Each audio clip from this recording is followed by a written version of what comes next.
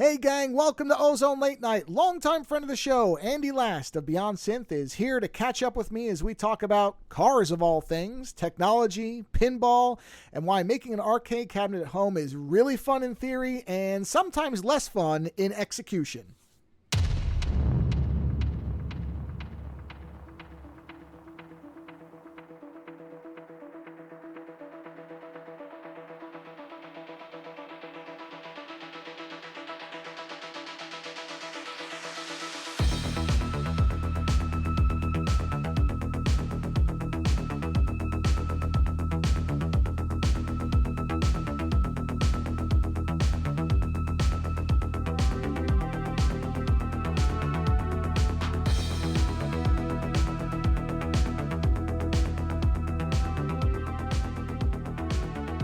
All right, I am happy to welcome back to Ozone Late Night. That is the worst impression I could possibly do. No, I got what you're doing. It's terrible. Listen, there's going to be a recurring gag during this episode that is both terrible, but it'll be amusing to me. And as you well know, that's all that really matters. As long as you as the host are amused, everybody else is secondary. That's true. So I am welcoming back after quite a while because the last episode that posted with you and Marco, we had recorded like 6 months before that, so it's been a long time. And that is Andy Last of the Beyond Synthwave chat show. Do you still describe it that way? I think you do, right? The best synthwave chat show in the universe? The world? Just the best one there is. That's all. Just the best one there is. Period. Full stop. The best one there is, period. Giant period at the end of there. Yeah, so Andy and I have not had a catch-up show in quite a while. So I've been listening to your recent episodes, which I've been quite enjoying.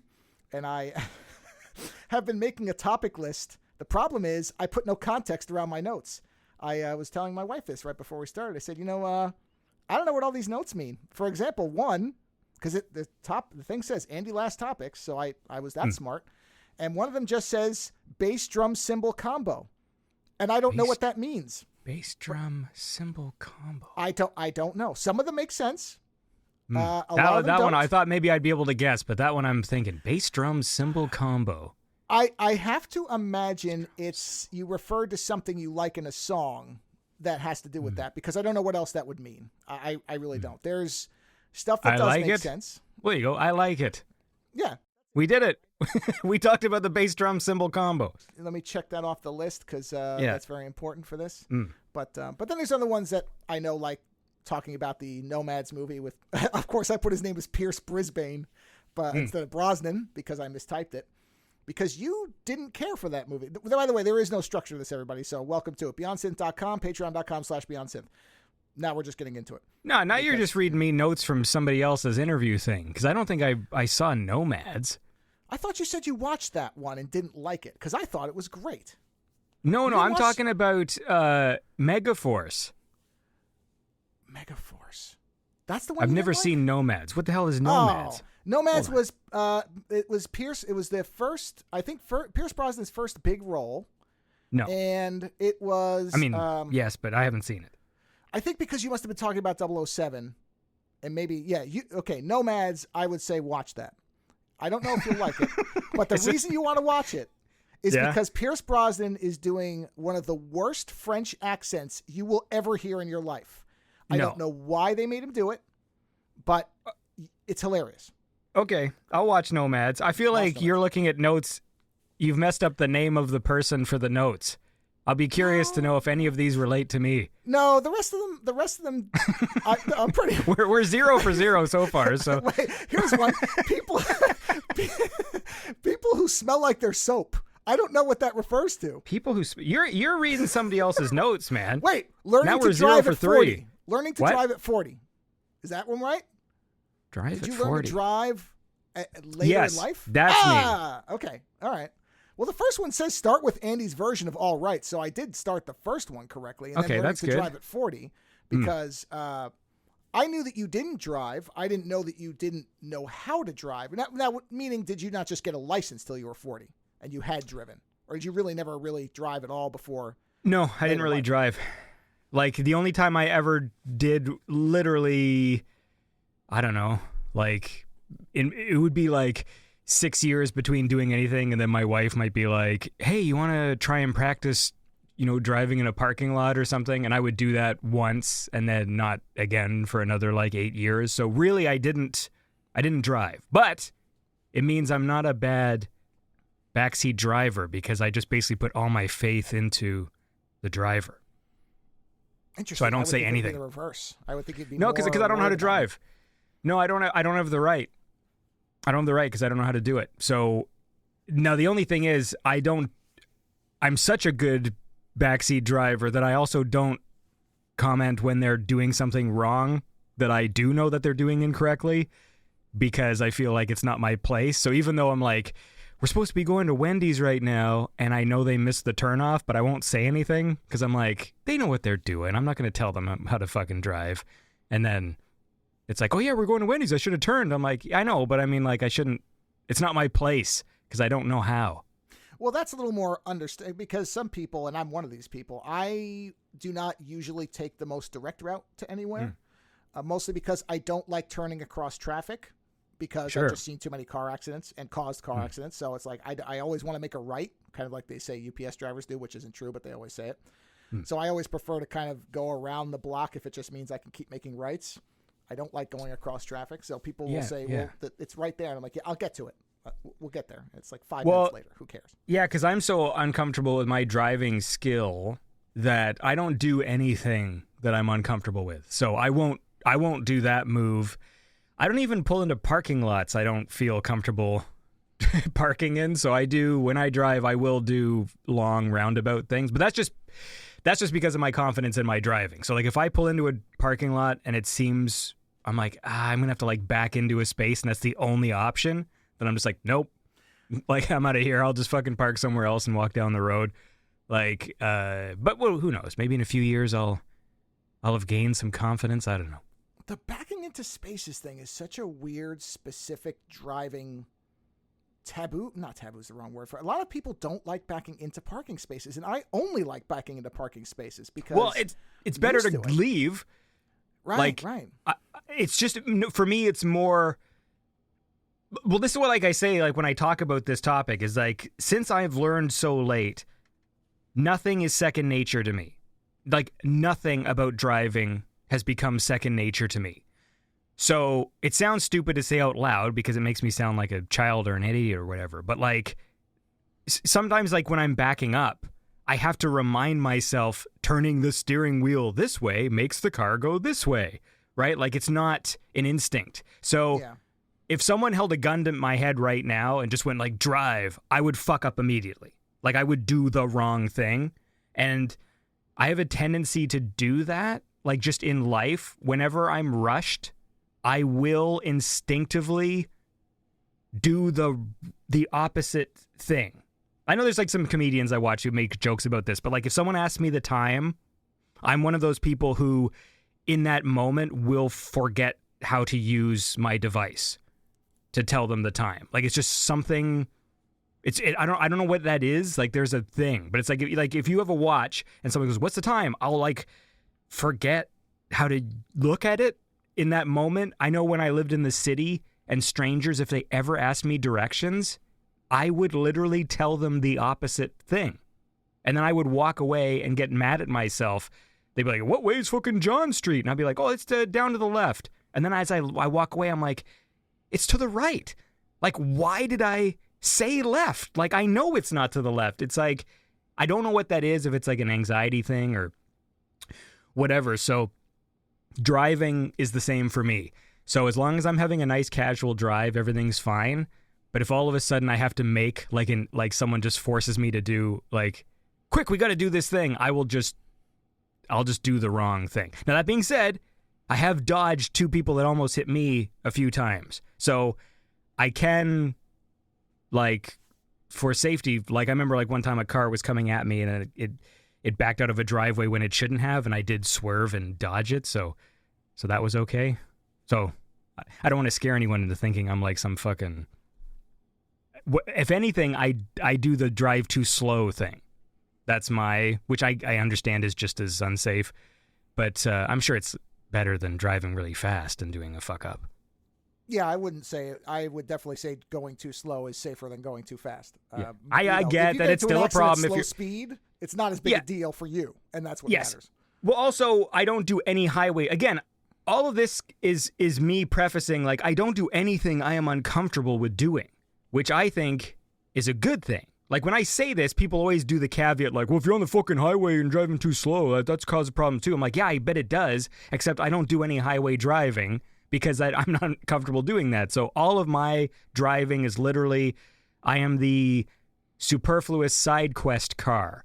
So I'm the, my wife is the main driver. She drives the van, and I'm the drive the kids to school guy and the occasionally go to the grocery store guy. Like, I'm not the main quest vehicle, so I'm not doing any of the important things. I'm just like helping out to alleviate the driving load for unnecessary trips. So now, is the reason that you didn't learn to drive for so long because when you were younger? I don't know if I know you lived in the city for a while. When you were younger, were you still in the city and you just didn't need to, or by the time you got old enough for it to matter, you were in the city and it wasn't a factor? Yeah, because I come from a small town where you need to drive, like everybody drives. I'm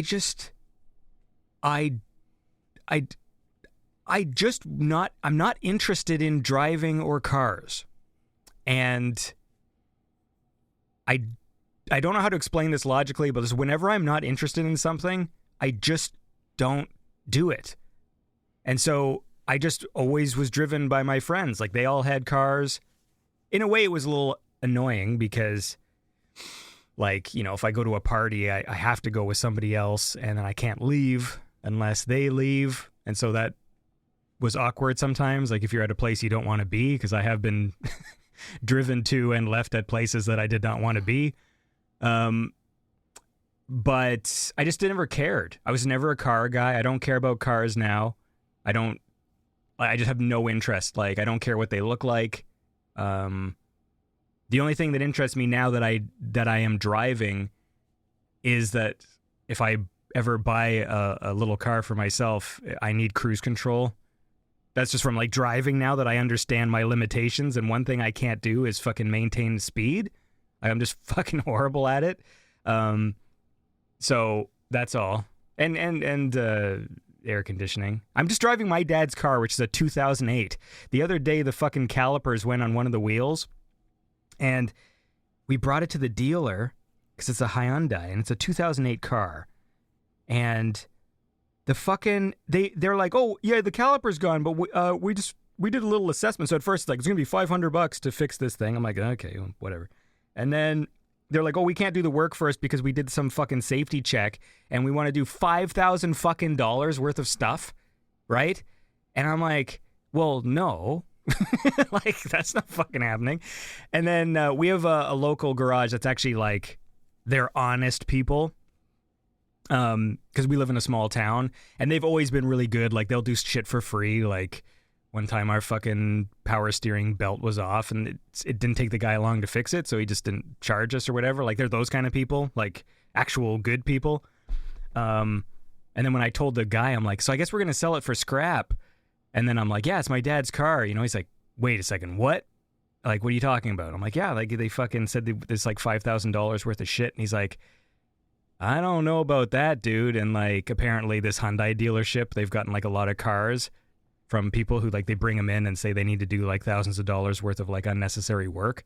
And so now I'm in the middle of that. So I'm like, fine, fuck, I'll get it towed from their garage to your garage or whatever, and we'll see. If the car sucks, then they'll tell the truth, and then we might scrap it, which will, pay for the fucking tow truck.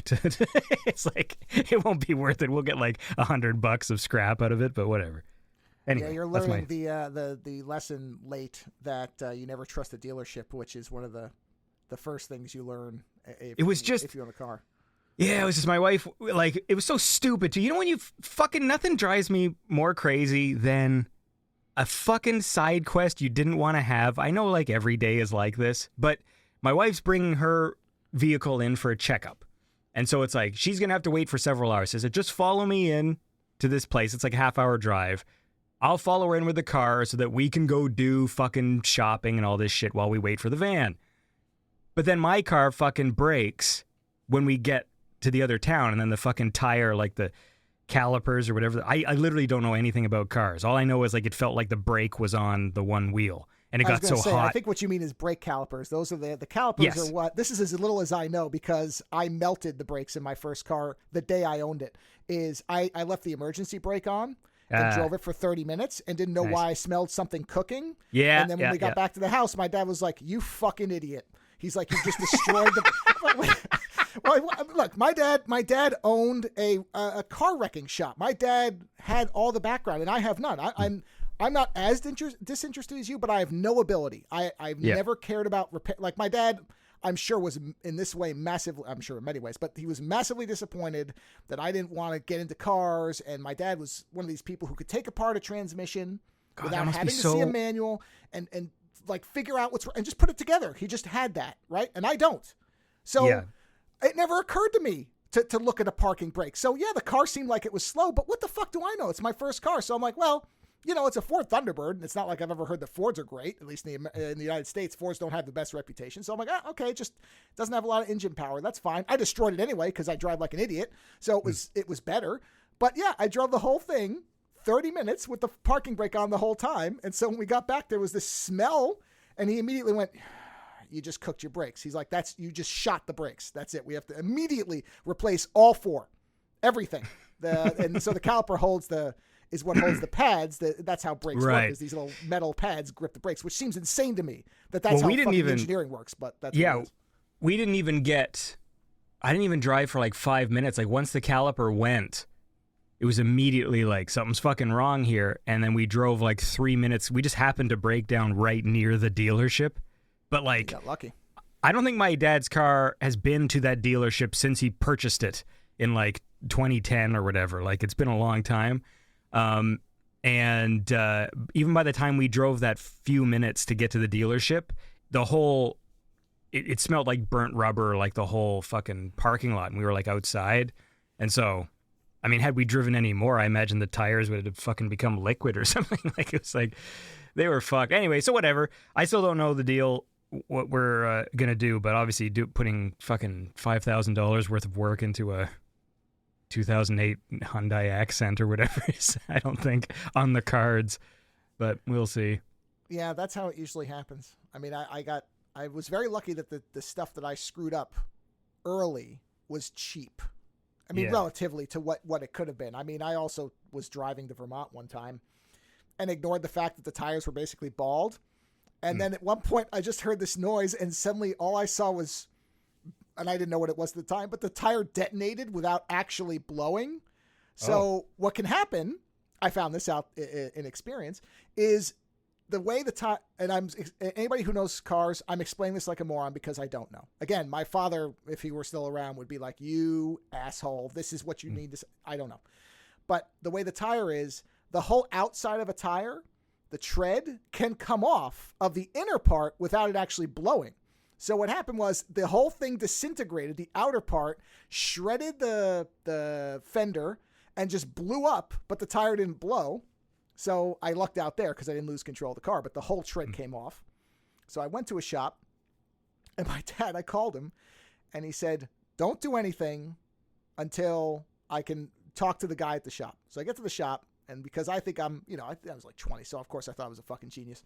Get to the shop, and the guy's like, "Oh, yeah." This is like your dealership exam. He's like, "Oh, yeah, your tires. Oh, they're all bad. So what we really need to do is replace them with these." And he told me sometime, like, "Yeah, do it." And my dad's like, "Those are the most expensive tires. Why did you agree to that?" And I'd already done it. I already paid for it, so whatever.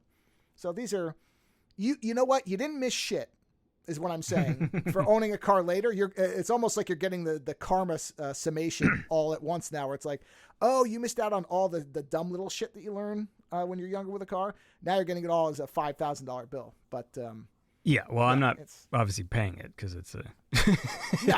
I mean, old, for that much, little you silly get car. You know? Yeah, I got to see. Because I don't know what the again. I had no intention of buying a new one. It's not like I have the budget to do that. But then I don't know. Like everyone, people say these things, and they're like old wives' tales or whatever. It's like, well, you want to buy a new car, right? Don't get used because you end up putting all the money into it. I'm like, that's horseshit. I've only ever had used cars, and they've generally lasted fine. Well, see, what I'm thinking too is like the cost differential. Like I know people say that, and I know it sounds right, but everybody I know who ever bought a used car, if they own it longer than 5 years, then they're also putting work into that car. So it's not like your car literally is just this perfect thing for like 10 years. So, I mean, if you save like 20 grand, buying some used car, the question is like, are you actually going to put in 20 grand worth of work into this thing by the time you would have done your first work on your, quote, new car? And I don't know if that's true. Like, it feels wrong. Like, you're going to put fucking 30 grand in just so you bought like a 40. I know I'm talking in Canadian dollars here, so I know American thing. Yeah. Well, generally, you're going to put a bunch of money in one way or another, whether it's dollars or loonies or whatever. It doesn't matter. Is loony still a thing? That's still a Canadian thing? Okay. Just making sure. I don't want to use an outdated currency stereotype. Well, we don't have pennies anymore. Well, we still do. We got rid of our pennies. I don't know why we still have them. I literally threw one out the other day when I found it in my pocket because I'm like, what's the point? But I mean, really, they're not. It literally. I don't think pennies are worth pennies. If you actually, there's some thing I saw where somebody's like, "Well, a penny's not even worth a penny." And it's like, what does that mean? But it's probably true because they're junk.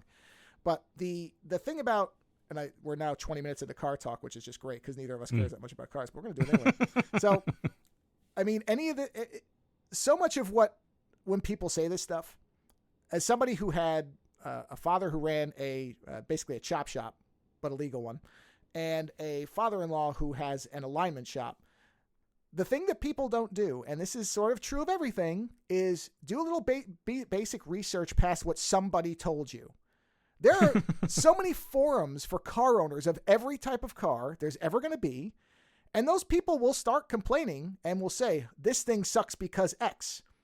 And then the thing you dial into is what kind of driving are they doing? Because, if you're off-roading, then you probably don't want to buy a PT Cruiser and go off-roading. That's probably not going to work out if you're rock climbing.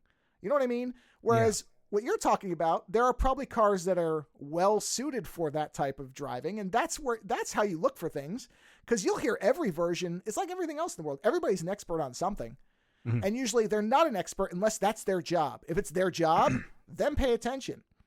Well, it's also...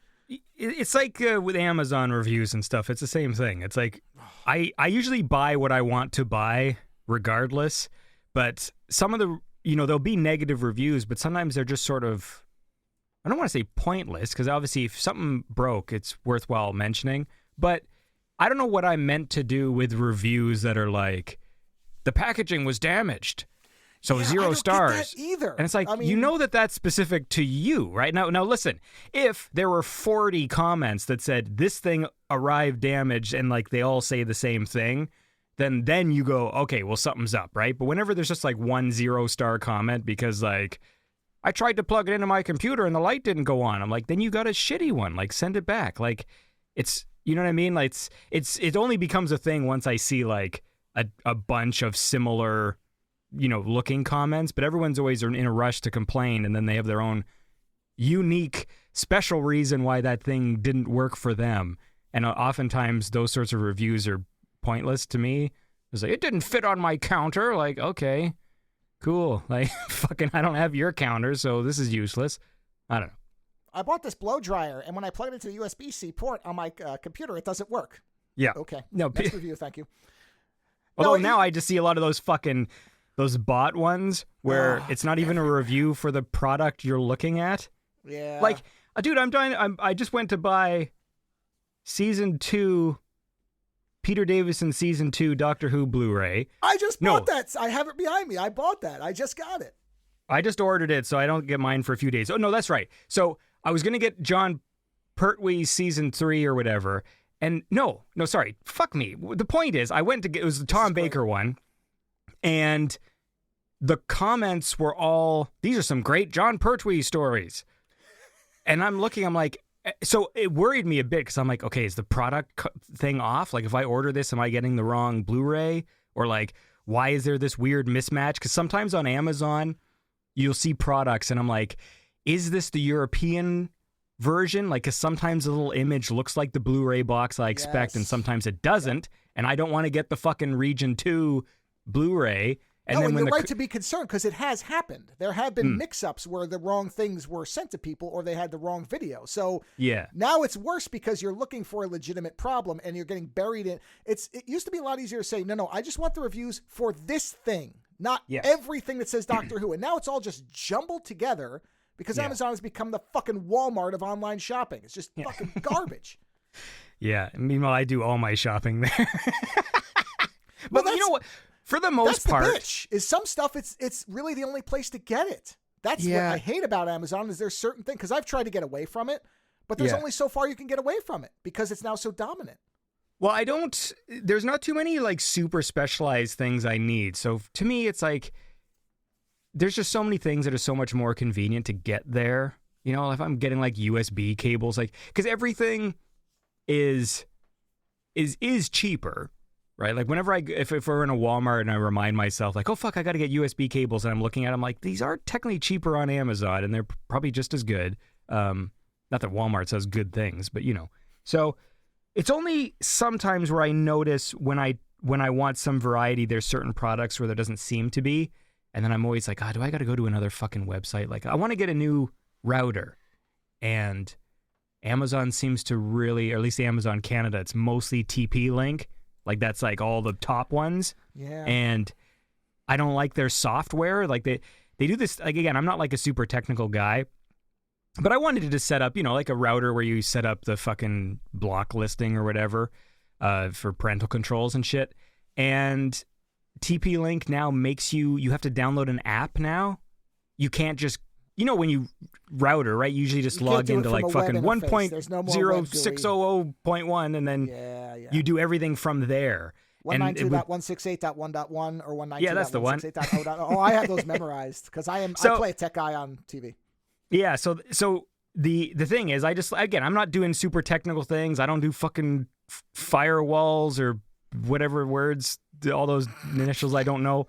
But I do like to do the basic things, you know, if I can, like just set up basic, because I don't like to do the blanket things. Like whenever you do like just disable, you know, adult, like for your kids or whatever, like disable adult sites, because then other things get caught in the crossfire. And sometimes it doesn't also cover a lot of things. Like you can still find that kind of content with very little effort. So to me, it's more useful to be able to just put in URLs, just say block this, whitelist this. I was going to say you're talking about blacklisting, whitelisting, as opposed to just letting the machine decide what's adult, because then because I still need identified. Yeah, because I still need access to things too. Because sometimes, like, if you just do the basic checkbox, and I don't want to get too technical, so it's not. I don't want to be like, okay, this device can only watch this stuff, and this device can do this. I just like, look, I don't need to see a lot of these horrible porn sites, so I don't mind if they're also blocked for me. I would like there to be just one thing, but it needs to. Anyway, the point is that stupid TP-Link, it makes you use an app now, so even for like the blacklisting shit, you have to use the app to do it. And I'm like, you want me to individually copy and paste sites into the phone app, which is like, you know, you just want to fucking drag a list in on your computer. It's so stupid. So now I'm looking for.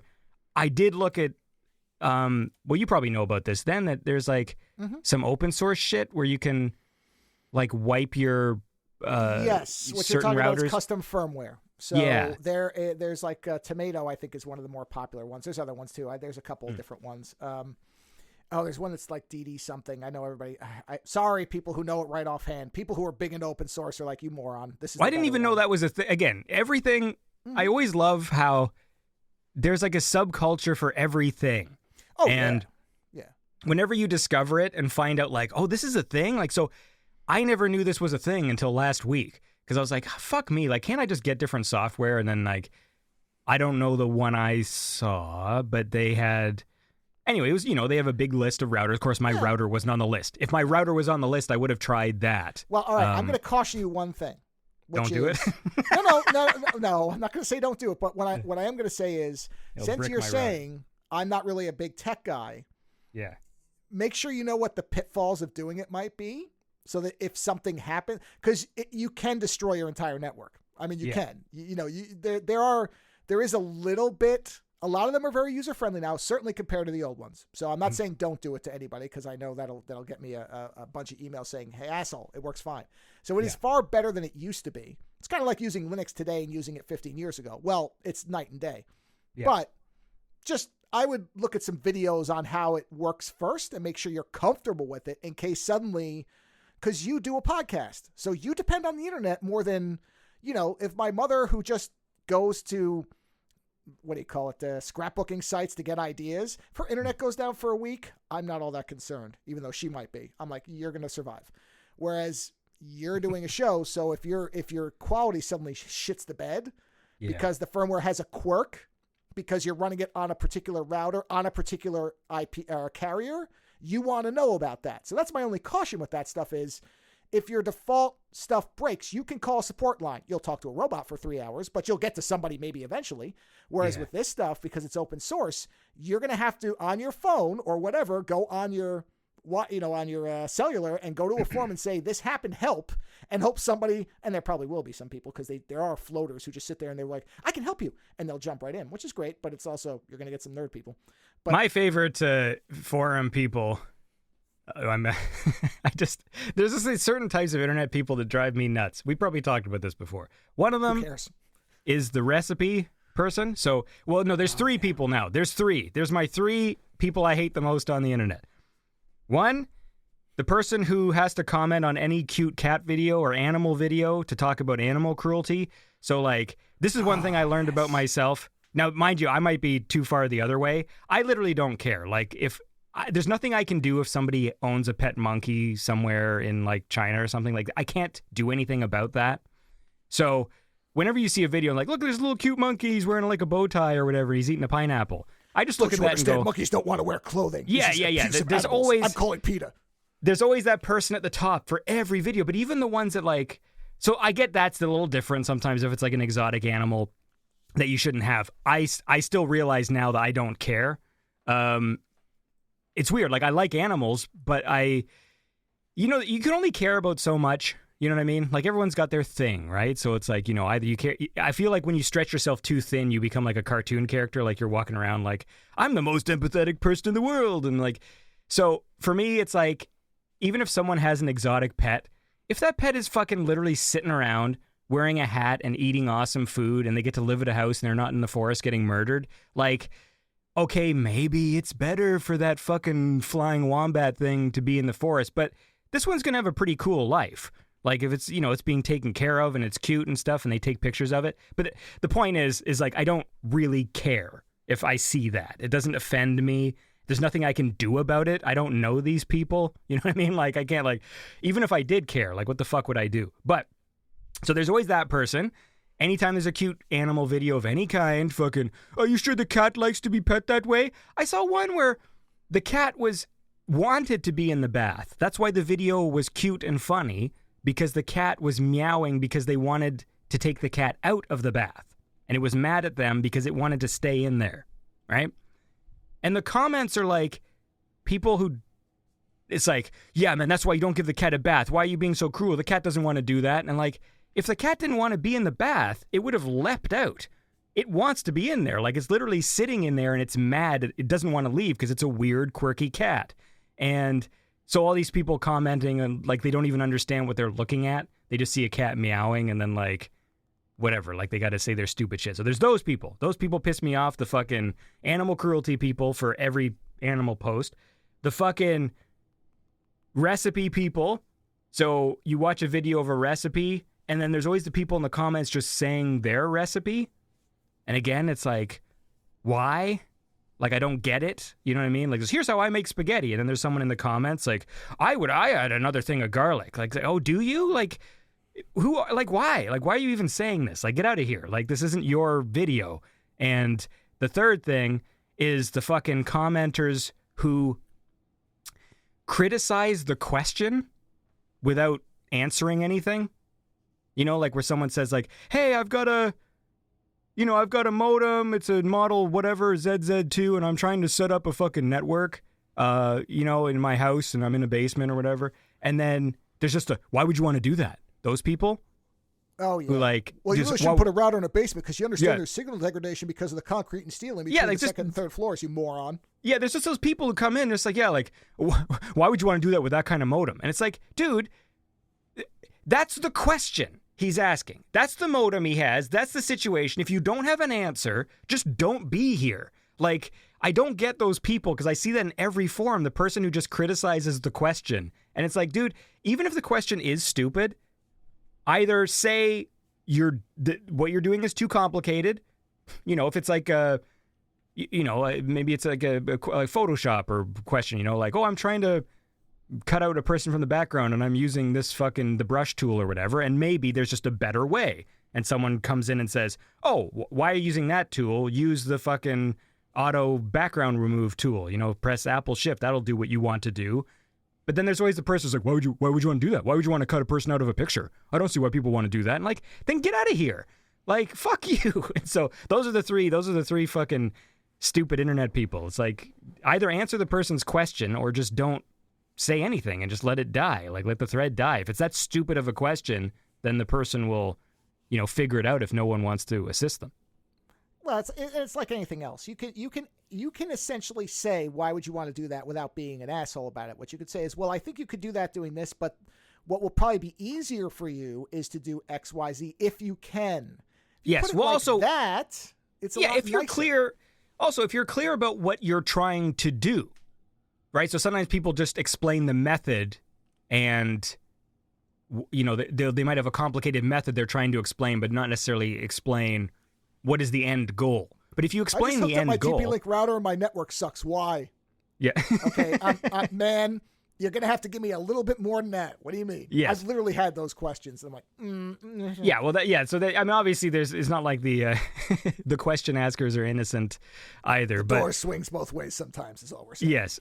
But the thing is, like, if you come into it and you say, here's what I'm trying to accomplish and here are the things I have, then at that point, everything's fine. But like the people who come in just to complain with the premise of what you're doing is like, listen, man, sometimes people have a specific scenario. Like, that's the modem they have. This is the location they're in. So if there's a solution, you know, you can help. But I don't know. It's just people who are unnecessarily like negative on the internet, I always find interesting because I'm not a commenter by nature. So I don't get those people. Like, whenever I watch a video that I don't like, I don't say anything. I don't criticize the whatever or the opinions. I just sort of leave. Like, it's weird. It's like I don't... Even now, if I see something I really like, I don't even really comment on that either. Like, I might heart the post, but then sometimes I just send a message. Like, if it's something I'm that compelled by, like, this is a fucking really cool thing, I'll just message the person to say that was a cool thing. If they're a super popular page, they'll probably never see that message. But if they're a super popular page, they probably won't see the the messages under their videos anyways. Yeah. So who cares? Yeah.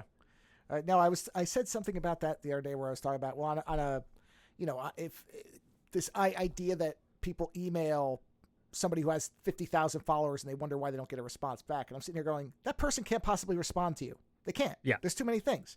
I can I can barely respond, and I get like no emails. So like I'm the same way. I'm terrible, and I feel really bad about it because people send really thoughtful, you know, suggestions for things, and I literally look at the email and I'm like, wow, that's really great. And then I don't respond for 2 weeks, and I don't know why. I can. Also, I suck at. I'm not good at text. I literally in type. Like, I can't. I send audio messages to people not because I want like the sound of my voice, because I don't, but because I'm better at talking, at least compared to typing. So my messages when I type text are so weird and fragmented and not good, which is, you know, that's a perfect example of how my messages generally go. So I it's almost like I don't want to email back because I think I'll just reveal how stupid I am. It's like, me, Joe, like you suggestion. Thanks much. Yeah, I think I don't know, I get, everything seems daunting to me. That's my problem. It's like, so even simple things, I feel the work. Even if it's not work, it just feels like, oh God, like everything's amounting. There's a list that's building, a to-do list. Yeah. And I find the to-do list it just weighs on me. And so sometimes even a simple email, like I can literally, well, first of all, like when it comes to Beyond Synth, I don't actually really email a lot of people back. So when people send me music, I don't if it's someone I recognize that's new, that hasn't emailed me before, you know, I might just send like a, you know, thanks for reaching out. I'll check out your stuff. But I don't do that every time. I just do it if it's someone's new, just so that they know that, yes, this is the right place to send things. But I don't know. I don't know. I get bored. Like, I might have like ADHD or one of those things. I get bored in the middle of things, projects and stuff. And then so like whenever there's a to-do list, the overwhelming thought of that list makes me just not do anything. That's why I'm still building this stupid arcade. If I was one of these people who, you know, was good, or just, you know, a task-oriented person, I could have built my arcade machine in a weekend, right? Like, we're not talking like it's like been like a 10-month project, and only because I get bored and then I just don't touch anything down there. Like, it's in the basement. I don't touch myself down there. So in the basement, there's this machine. I don't look at it for like a month, and then I go, okay. So all of a sudden, I'll get like some energy, and I go back down. I'm going to put the fucking stripe on the side now, and I'll do that, and I don't touch the machine for another 2 months. And I know that if I actually compiled the actual work I've done, and if I was one of those people that like just woke up early in the morning on a weekend and like, time to measure the wood and cut the wood and nail the wood together and paint the wood, I could have fucking built this thing in 2 days. And yeah, so. No, I actually have been tempted to in fact, I have a physical come. I'm going to ask my doctor. Okay, I can get diagnosed late in life on what I've got, right? Because I have at least 2 things I can think of. I have OCD, I know that. I have ADHD. I have like I've got a bunch of stuff. I'm on some spectrum. I don't know what it is. I don't know how far along the meter I am, but I'm on it because I'm the same ways. I literally will pull up. I see an article. I'm like, oh, this sounds really interesting. I start reading it. 3 paragraphs in, I have to click on something else. I can't make it. I can't make it down the page. Yeah. And I'm like, that's not normal. That's not that something is wrong with me that I can't make it on an article I'm interested in. This is not homework. This is not an assignment. I clicked on this fucking thing and I can't make it to the bottom because I start wandering. Well, and also, you know, there isn't, everything also does feel a little clickbaity now. And so half the time when I read an article, there is part of me that just thinks by the end of it, like, this could have been condensed down to like 3 sentences. That's one of the things I do with ChatGPT is like, to be honest with you, like now I take the article, copy the text, give it to ChatGPT, like sum this up in 2 sentences. And that I find helpful because there's so many, like, especially when the articles I read, because I don't read anything of too much substance. So if it's a video game article, half the time it's like a whole page devoted to a sentence. You know, just be like, everything we know about the upcoming Metroid Prime 4. It could be literally nothing. Like, that could be the sentence. Or here's the trailer. It is literally nothing now. I mean, yeah, you made this point. I give you credit. You called it right at the beginning. Why the hell does anybody care about a game that's this far? I don't care. I don't care about a game that's not coming out this year. I don't care. I think that's trailers, none of it. That's why I think it's so bold. The Grand Theft Auto 6 one is like, I've never... Now, maybe I could be wrong if someone can correct me, but like, I don't think I've ever heard of a company, a AAA company, officially announcing a release date that is 2 years away. I don't think that's ever happened. Usually, like, the time frame is usually like 6 months. Like, if you look at like Nintendo, you know, like every time they do one of their directs and they announce a new game that people didn't know about, that game is usually out in like 6 months, except for, ironically, Metroid Prime 4, which is like the one that they announced, which is like not for next year, and they didn't give a specific date. I was going to say, but they never give dates. That's why they're smart. I mean, you know, most of these companies, the thing they do is they say coming whenever, you know, whatever, or it's coming. Like what is it? Elder Scrolls is, who knows whenever the hell that's going to come out. But they have never, in the case of Elder Scrolls, right? They have never said November 2028. Right. I mean, they do say it's 2027 or 2020. You know, like they do allude to the fact that this thing is nowhere near. Which, but as you said, that doesn't mean shit because you're right. They always get delayed. Always. There's no. Yeah. That's why I don't understand. When you say this stuff, I'm like, yep. I've never people thinking that anything is going to come out. I don't know why we even have release dates. It pisses me off because it's just horseshit. they'll aim for 2026, but there's going to guaranteed be something that delays it. And whether it's because they always run into problems in the last 10%. It's always what it is. I've talked to some people. It's like, building all this stuff up until that testing point where people start playing it, then it all goes wrong because everything's great in a sealed lab when you're sitting there and everybody's controlling everything and you're going, well, this is what we want the mission to be. So you go A, B, C, D. Oh, fun. It works. A, B, C, D. But then you sit down with a 14-year-old and he's like, hey, what happens if I punch this woman in the face over here? And suddenly it wrecks the whole mission. Yeah. And so I'm using, this is Grand Theft Auto. I'm thinking in those terms because, you famously, kill a prostitute after you have sex with her and steal her money. So thank you for that contribution to the culture. So when you look at that type of stuff, of course it's all going to get delayed. So Grand Theft Auto, that's because Rockstar I think, see themselves as one of these companies that's insulated from any criticism. And partially because their games do make so much money. They sort of understand it. But that's probably the longest one. They're the only one that I think could get away with what they did. Like, because that was 2023 in December.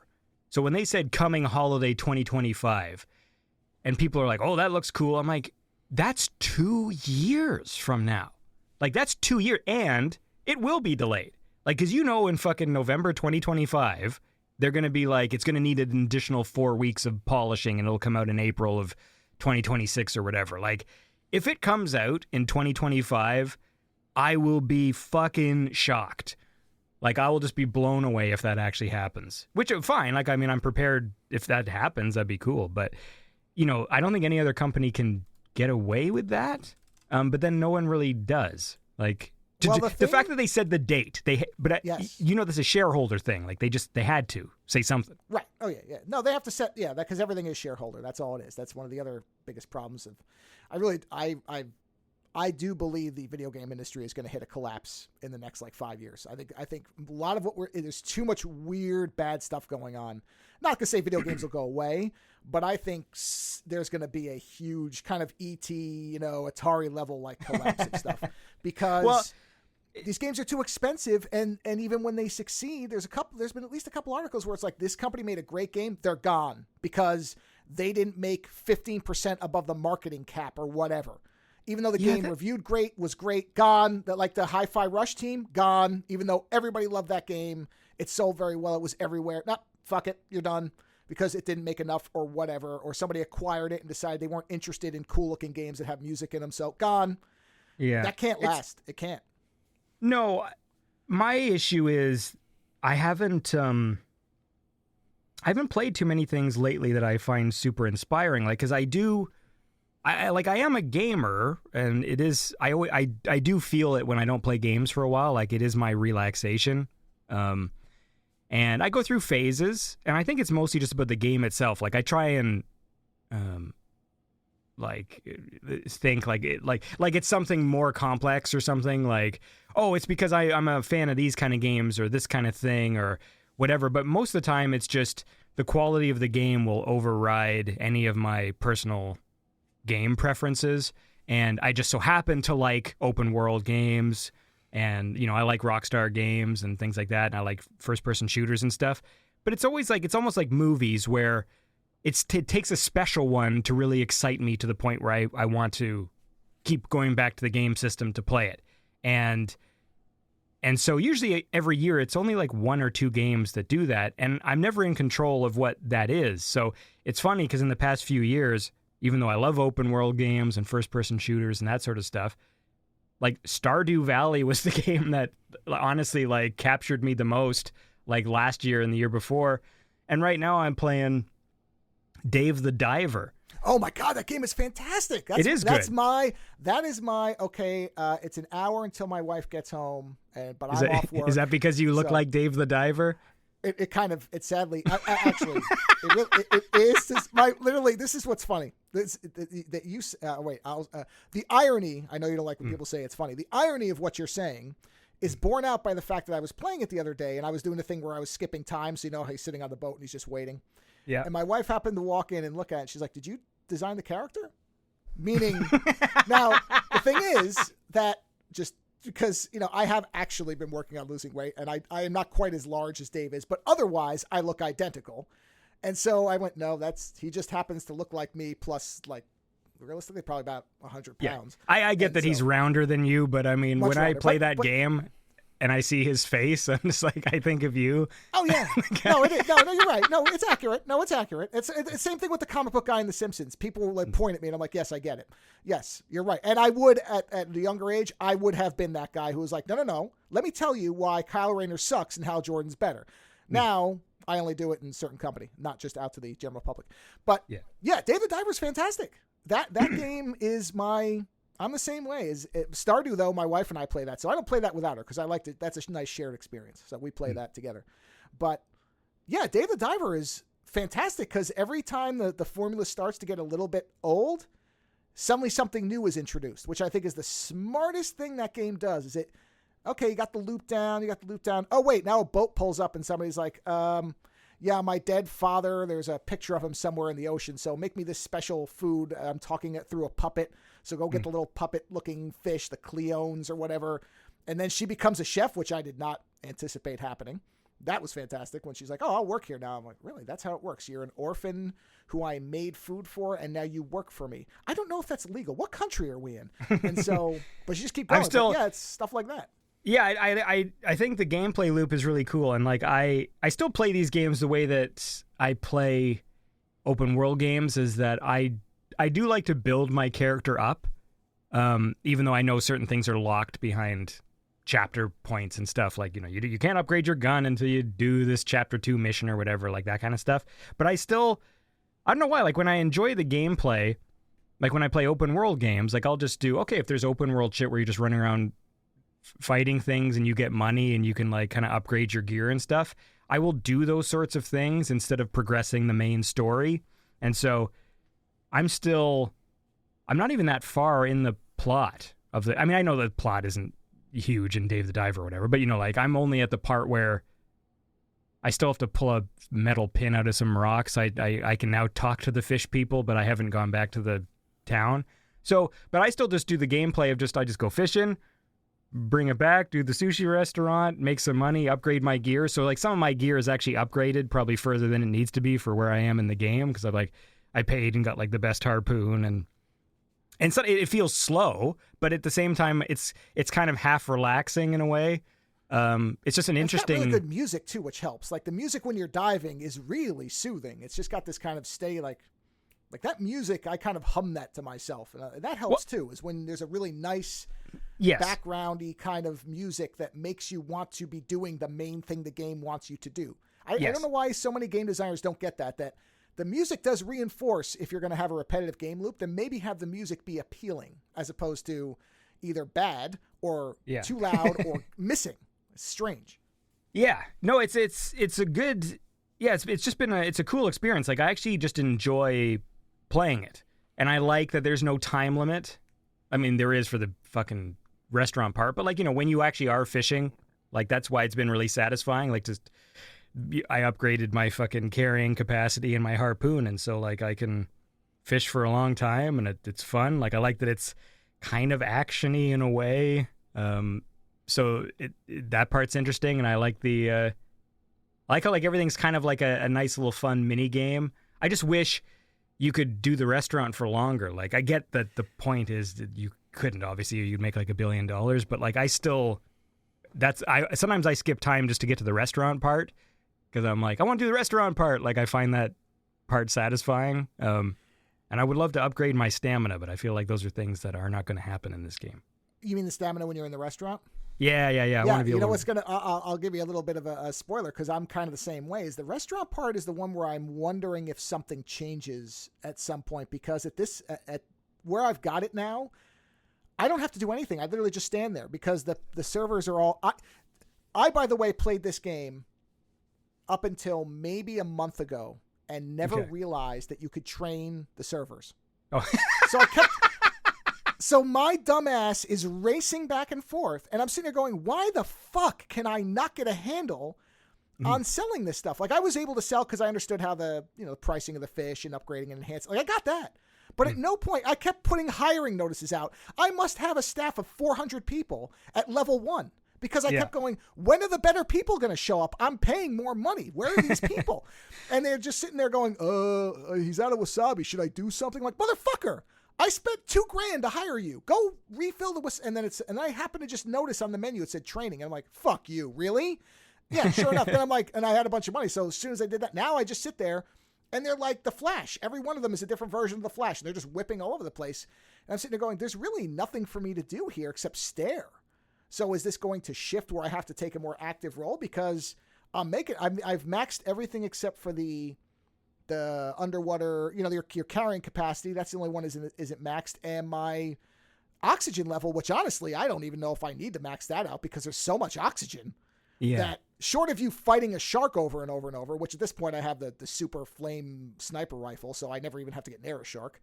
Outside, by the way, if you never played Dave the Diver, you're not going to be following along. Sorry. But outside of that, I've never run out of oxygen since the very, very early parts. I've never even been close because it's everywhere between the. No, it's only when I get cocky that, because there has been a few times where it's very frustrating where I caught a lot of things and then there's a shark and I'm like, I think I can take this fucking shark, and I can't.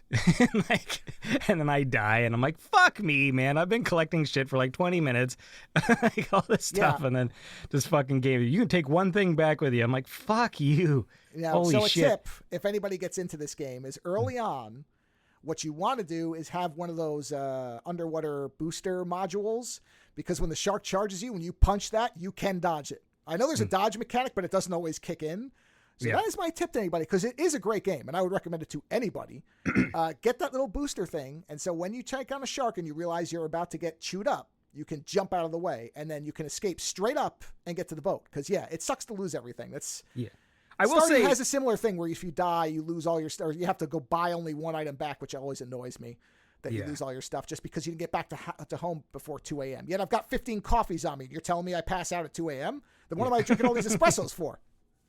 Yeah, I think the main thing about this was that when I started playing Dave the Diver, it just felt like, oh, this is new. Like, this is, I mean, obviously, all these gameplay things have been done before, but there's something new about this loop. Like, I've never played a game, like, it's fucking, you're fishing and then you're running a sushi restaurant. Like, it's all weird, and like, the weird pixel art, like, animation flourishes they do, like whenever the chef guy learns a new recipe and stuff. Like, there's so much stuff going on where I'm like, what a unique and strange game this is. And so that's why I didn't think there's a lot of games where I look at it and go, that might interest me. And this was one where I'm like, there's nothing about this that interests me really, like on a surface level. But I played it just because I had PS Plus and it was there. I'm like, oh, fucking try it out. And like within minutes, just kind of like something about this game that makes me want to keep at it. And so my concern for video games is just that I've just been playing so much stuff where, this is what we talk about on the show quite a bit, is just this, like, the past few generations just have had no character. Like, there's nothing, every single game I play now is a game that theoretically could have existed on the PS3. It's just that they look better now and load faster. But the experiences themselves aren't that. Sometimes, obviously, when the technology advances so much, it does change the experience a bit. Like, there is something special about playing a game where you're like, holy shit, this is like photoreal fucking 3D game. Like, it does make it feel new or whatever. But the gameplay themselves for a lot of these games is like just, it's the same. It just feels the same. Like, first-person shooters just feel the same.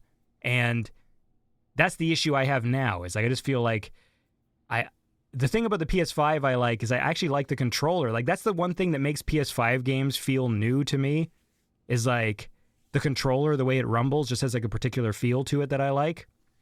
And it does set it apart from like playing the same game on Xbox or whatever. But it's, I don't know, it's like it's not enough, and that's my concern, because it's like, how much longer can they just keep on making the same things? And that's yeah. I agree, because this is what I mean about the problem is they're pouring all this money into having ray tracing, which I could not give a shit less about. So people are like, "What? But look, you can look in the window and you see all the people walking behind you." And I'm like, I don't care. Do you know how often I do that? Never. The only reason I did it is you said do it. And I went, oh yeah, there's people walking behind me. I don't care if I can't see my reflection. It's surface dressing. It's like if there was a gameplay, that's what I like, is when there's a gameplay integrated with the new tech. So the PS5 controller, which I wish more games took advantage of, like there's this robot game, which I think they're making a sequel to now. Astro Boy. Astro Boy. Yeah. Astrobot.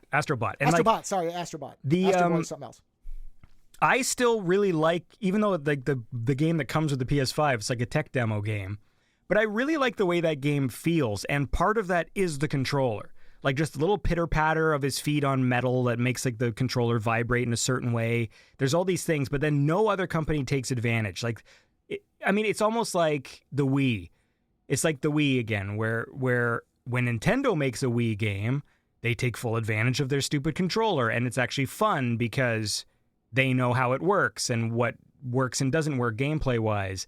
And then a third party just uses the template and like, how about to punch, you have to swing, and then you do it like twice, and their swing mechanic doesn't work as well as when Nintendo does it, and their game doesn't quite work with this the same way. And with PS5, basically the most I see other companies do is they do the adaptive triggers thing, where it's like you're shooting a gun and it's a little harder to pull the trigger for certain weapons and stuff, and like that's it.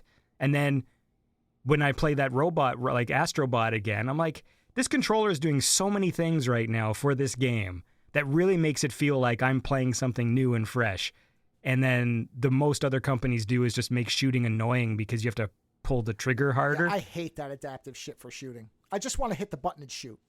Like there's certain, again, with Astrobot, there's certain times where the adaptive trigger kicks in and I like it. It suits the gameplay and it feels cool. But then when other companies do it for their shooting game, it just like, you're just making it harder to pull the trigger on this gun. Like, this is stupid. Like, it's not adding any fun to it. That's what Astrobot did that nobody else. They made the controller is part of the gameplay in a total way, whereas in other games it's one part of it that we just use for one thing, so you almost notice it as opposed to it being organic. So Astrobot, the controller is so key to the whole thing that you just get used to responding with the controller. Whereas in another game, it's like, oh, I just have to do the trigger thing when I'm shooting, but everything else is like, I could play this on the Xbox and it would be the same. What's the difference? And so I guess the reason why I brought that up was just because, like, I'm thinking about ray tracing, just thinking like, well, if there was a game where that was actually part of the game. So it's not just that it looks cool, because right now that's all it is. It just makes things look cooler.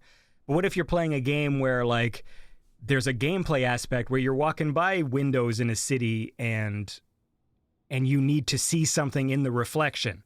Like, that's part of the mission. You know what I mean? And then it would become so much, it would just elevate it, because then you're noticing the technology, but then it's also like, oh, you actually need it for this mission. Like, you're staking out something, or you're doing like an espionage mission. And so as you walk, your character has to be looking away so no one sees you, but you're actually like following somebody by looking at their reflection, and the reflection is real because the game has ray tracing. So like, that would be an example where I'd be like, this is fucking cool and it's needed. But for the most part, there was a game called The Medium that tried to do something where it had the two versions of the game running at once. But from what I saw, it was just not a very good game. But it was basically running two games simultaneously in kind of a split screen thing. I don't know if you saw anything on that game. No. That was the closest to where I'm like, oh, that's it. Because they actually had I guess we were in the current timeline, but then also the past. And they were actually running simultaneously so you could see what your actions were doing at different points.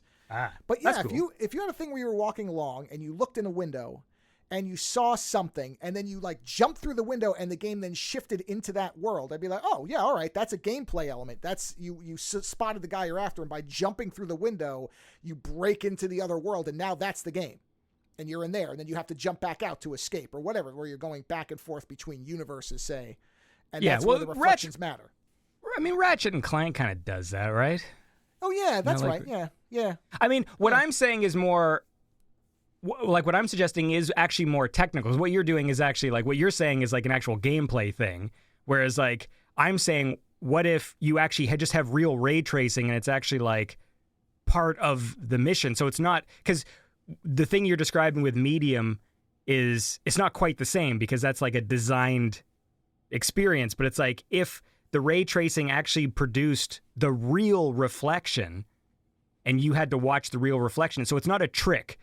Because like the other things are sort of tricks, like the Ratchet and Clank thing, jumping to portals is a trick, right? Because you're loading a new area, and that medium thing sounds like it's designed. Whereas I'm thinking in terms of like, what if you actually just press start on ray tracing, and then there's actual gameplay thing that's using simply that tech. Because there's so much stuff like that's like the Batman Arkham Knight scanning thing, but for ray tracing, where you had to activate the power. Yeah, but if it's like, But if it's real, like if it's like what I'm basically you're right. That's the thing is you're right. Ray tracing often gets thrown out as a look what we can do, not a gameplay serving technology. Yeah, the best way to think about this is what is the ray tracing equivalent of physics-based puzzles? So like there are games where there's puzzles that are solved using the physics of the actual game. Like so Half-Life 2. The gun. Yeah, and it's like so that to me, that's when the technology where everything sort of it matches up. Where this is cool because when playing Half-Life 2, it was cool. Isn't that neat? You shoot the water and then the thing fucking wiggles or whatever. And also there was gameplay connected to the actual physics. So there's not a trick. It's not like you shoot the box and then the code makes the box move 6 pixels to the left because that's the designers made it do that. They go, no. As long as you keep shooting this box, eventually the actual real world physics will put the box in the place it needs to be.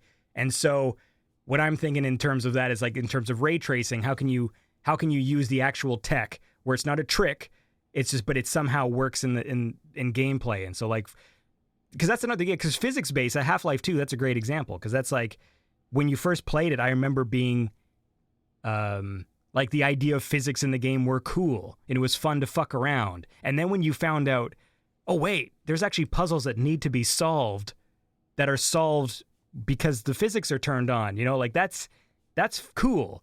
And I think it's been a long time since I've played a game where I had that kind of feeling where you feel like this is a new experience and this puzzle only works because of, or this gameplay thing only works because of this new thing. Whereas now it just feels like the games look nicer and they load faster, but there's nothing new. Like I'm just playing a nicer looking thing, which is fine. It's nice. I like nice looking things and I like fast loading times. But you're right, because the games that I've been playing in the last year or so have not been games that are really cutting edge in terms of their graphics. They've been games that, especially games that have me playing games I didn't like to play when I was younger. For example, Baldur's Gate 3, if you had told me 10 years ago that I would ever play this, I would say, fuck you, no way. It's swords and sorcery, which I have no interest in, and it's isometric, which I have no interest in. But then I played Wasteland 3, loved the shit out of that game, and then when Baldur's Gate 3 reviewed so well, I thought, all right, well, I'll give it a chance because reviewers that I actually think know what they're talking about are saying this is worth playing. And I've played it now the whole way through twice because I wanted to see, and it's co-op the whole way through, which is also fantastic. So me and my co-host played it all the way through twice using different characters to see what the story elements were. And they are massively different effects on the story, which is also really impressive because you don't get that a lot anymore, at least not as much as we used to, I feel like. And then I just started playing The Ascent, which is a twin stick shooter. And I used to hate twin stick shooters, but the aesthetic and the music is so good that I don't care, and I just learned to like it. And so it's kind of like, I still don't really love twin stick stuff, but I love wandering around in this world because you can see, anybody who's a sci-fi fan sees all the influences, and they're mixed together really impressively. So you can be like, a little Blade Runner there, okay. There's a little bit of Ghost in the Shell over there, okay. There's a little cyberpunk in general, William Gibson elements, okay. And the music kind of goes around and you hear little specific things that remind you of different soundtracks you've heard and different stuff that you know, but not to the point where it feels like it's just a empty reference. It feels like, no, they love this stuff and they're melding it correctly. So it's working out really well. But again, those are two gameplay types. Younger, I never played twin stick. I never played isometric. I hated isometric shit when I was younger. I was like, why the fuck do I want to look at this like I'm 3/4 of the way up on the screen? Put me in the person's eyes or make it third person like God of War where I'm right behind them. This weird God angle is pointless. That was my old opinion of it. Now I'm like, oh, I guess I was an idiot because I liked these things. No, I'm the same way. That's why I've held off on some of these. Like, video games are different than movies in that I do feel like if everyone gives a game a 10, like it's going to be a good game, right? Like I understand there's certain subjective aspects to games, obviously, but since so much of it relies on just the actual technical experience, when everyone says a game is good, it's going to be good. Now, I might still be like, I don't like the fucking art aesthetic or I don't like the music or whatever. But yeah, so whenever I see like every website and every person just say like, this is a fucking 10 out of 10, I'm like, okay, I know I probably will like it if I play it. But yeah, that's been my hold off on Baldur's Gate as well.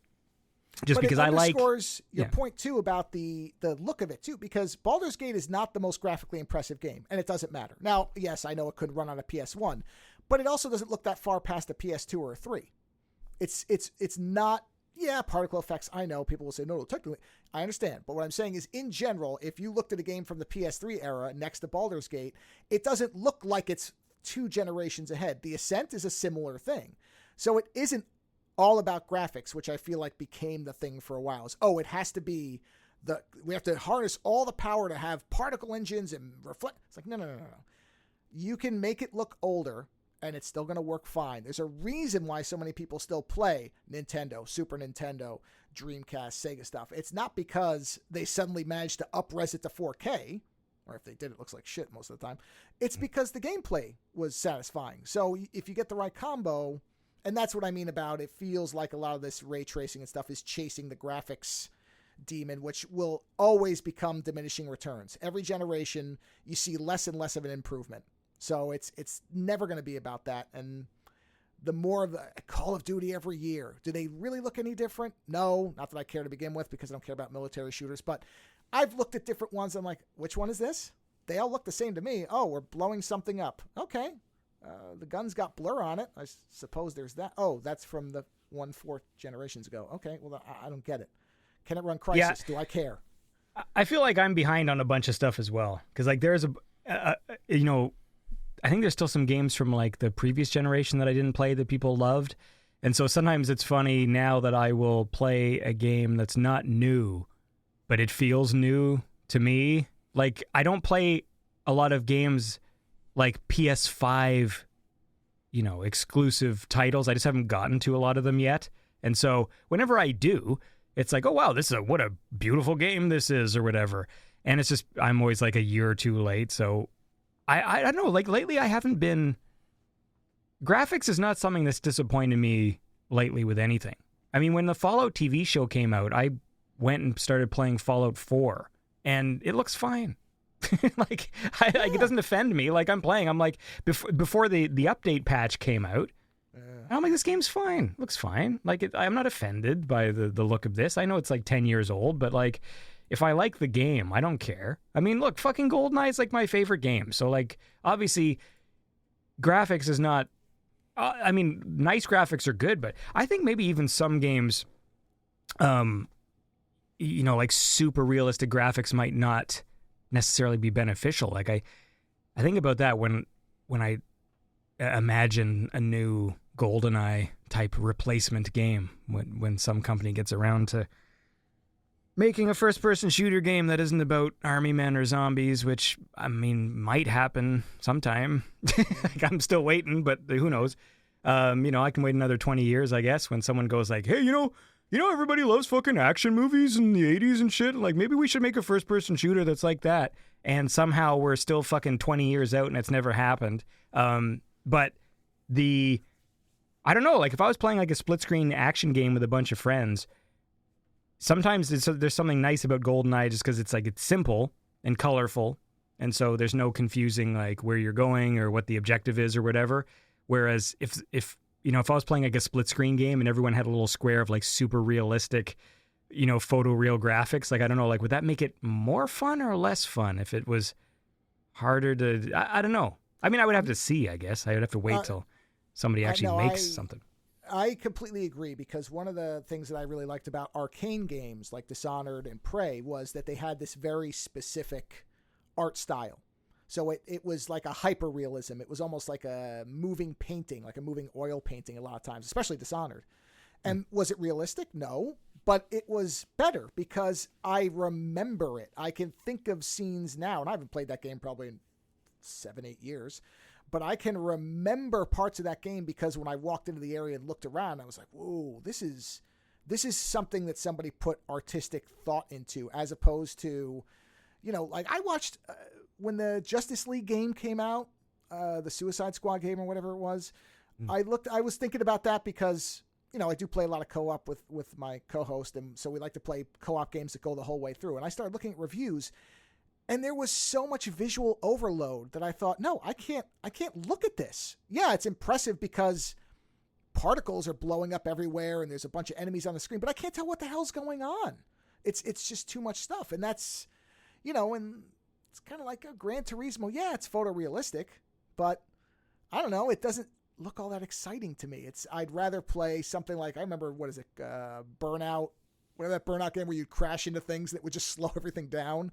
And there weren't even drivers in the cars. That's how ridiculous it was. There was nobody in the cars. So who's driving this? It's like Cars, but violent. And so it was great because it was something different. And it wasn't was it as photorealistic as Gran Turismo 7 or whatever the current one is? No, but I don't know. Gran Turismo's always been kind of boring to me. It's just, all right, you're driving around in a car. That's nice if you like car sims. Which, again, if you're into cars, I guess that's the appeal of it. But yeah, just because there's reflections. Yeah, the particle effects thing is one that I find distracting. Like, because there's been a bunch of recent. There was a Tetris game called Tetris Effect. There's also, I'm a big fan of this pinball game for the TurboGrafx called Devil's Crush. Oh yeah, that's a great one. Devil's Crush is awesome. In recent years, I realize now what it is I like, and so it's not quite a pin. I mean, it's a pinball game, but essentially, since you don't see the whole play field, it's also very video gamey in that way. Like, like when you move up, it actually, like, the screen shifts, and you do little bonus rooms where you go into different places and stuff. And I like the theme, I like the music, and all that. And so when I say that, people go like, "Oh, if you like that, there's this new game called fucking whatever." I got it for free on Amazon, and so I finally played it. And it's like, billed as, the game inspired by Devil's Crush. What the fuck is it called? It might be called Demon's Tilt? No, something like that. That does sound right. I think that might be it. I do remember a game of that. And it's so filled with particle effects that I found it, like, unplayable. Like, I'm just like, this is not quite, like, I have a very specific thing. Like, with Devil's Crush, it's almost like I very specifically like that game. I'm not really into pinball games, but that game in particular, I love that it's got an occult theme. It's just weird saying fucking a pinball game with, like, druids and demons and stuff. It's just really funny. And it's got some of the best music I've ever heard.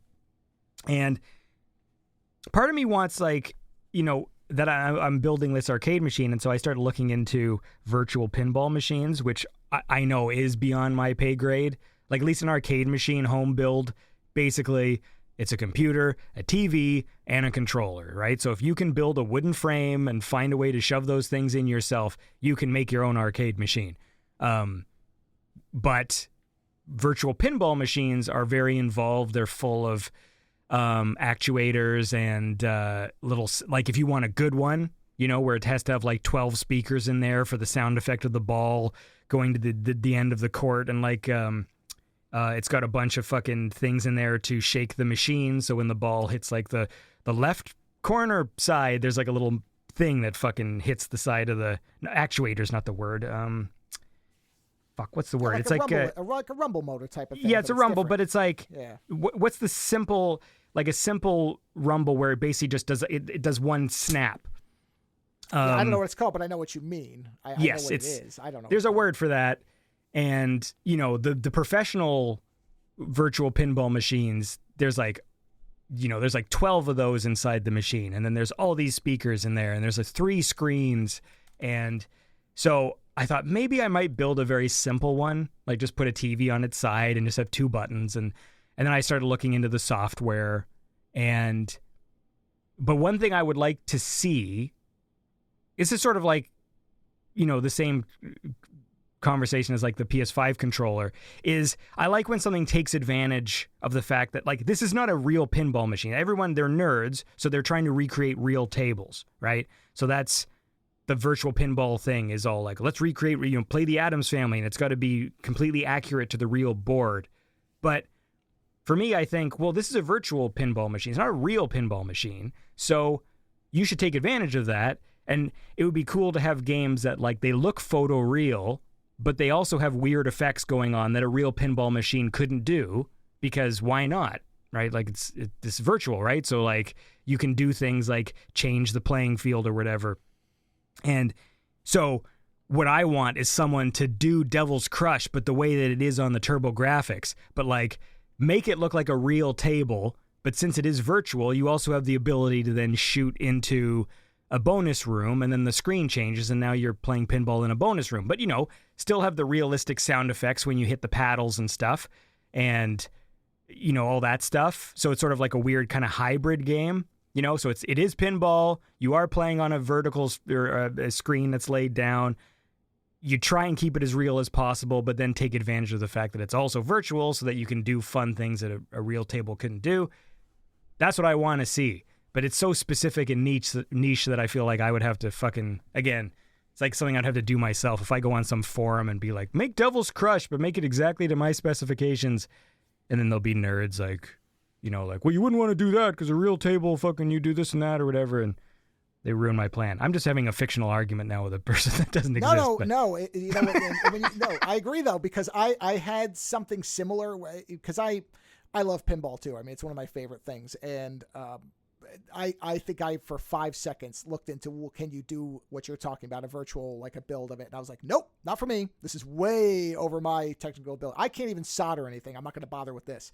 But one of my thoughts was, has anybody made a Silent Hill pinball game where at some point it drops you into the silent, like you hit this thing and you see on the screen that the ball drops into the Silent Hill world, the rotted kind of rusted world, and it changes the board, and then the physics are different, and you could flood the board where now the ball has to go through water because it's flooding, and if you can't escape in time, the ball drowns, I guess. I didn't think it all the way through, but I was kind of thinking of the same idea where, if you're going to do a virtual version, if it's not real, it's not constrained by real physics. Why would you not exploit that? Yes, okay, a real metal ball wouldn't do this. Well, if you want that, go buy a real pinball table. But if you're playing with something that gives you more options, why wouldn't you want to use more options if it serves the game, if it makes it more fun, if it makes it the whole point of doing something virtually is because you have more capabilities, right? I mean, we play video games because we can't jump across rooftops in real life or you'll die. So it's, I don't want to play a game that just lets me walk down the street to work. I do that. Yeah. To be fair, I think there is like a whole subculture of this too.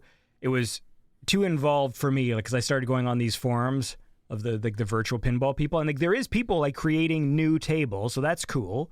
But it seems as though, I could be wrong because I'm not like super immersed into that world, that the art of it and the idea of it is to create realistic seeming tables. So there's people who will make tables now on new franchises or new movies, but it's sort of like, what if this was a real pinball table? So it's not necessarily about the fun of like doing weird physics shit or whatever. It's more just like, here's what a Ghostbusters Afterlife table would be like. And it looks good. Like, they make it and it looks all photoreal and it probably plays well and stuff.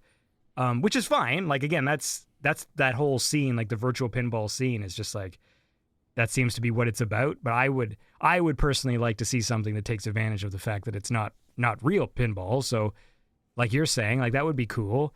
But still, like, if you want to do it photoreal, like that's fun as well. Like, what if, like you're playing the Silent Hill one and like it actually looks like real water is like pouring in from like the corners, and then like the physics of the ball changes when you're like hitting the paddle, and maybe the paddles don't move as fast anymore because like it's full of water or whatever. Like, that'd be cool. I don't know if there is that that kind of creativity in this scene, but maybe there is. Like, again, when I saw how complicated it was, I still might do it. But even at a simple level, because to go to your GoldenEye thing, imagine you had a GoldenEye table where you were playing, because honestly, I didn't play as much GoldenEye as most people did. I remember playing it a few times, but I know there's different levels because you're aren't you mirroring more or less the movie's story as you go through it? Yeah, Okay. basically.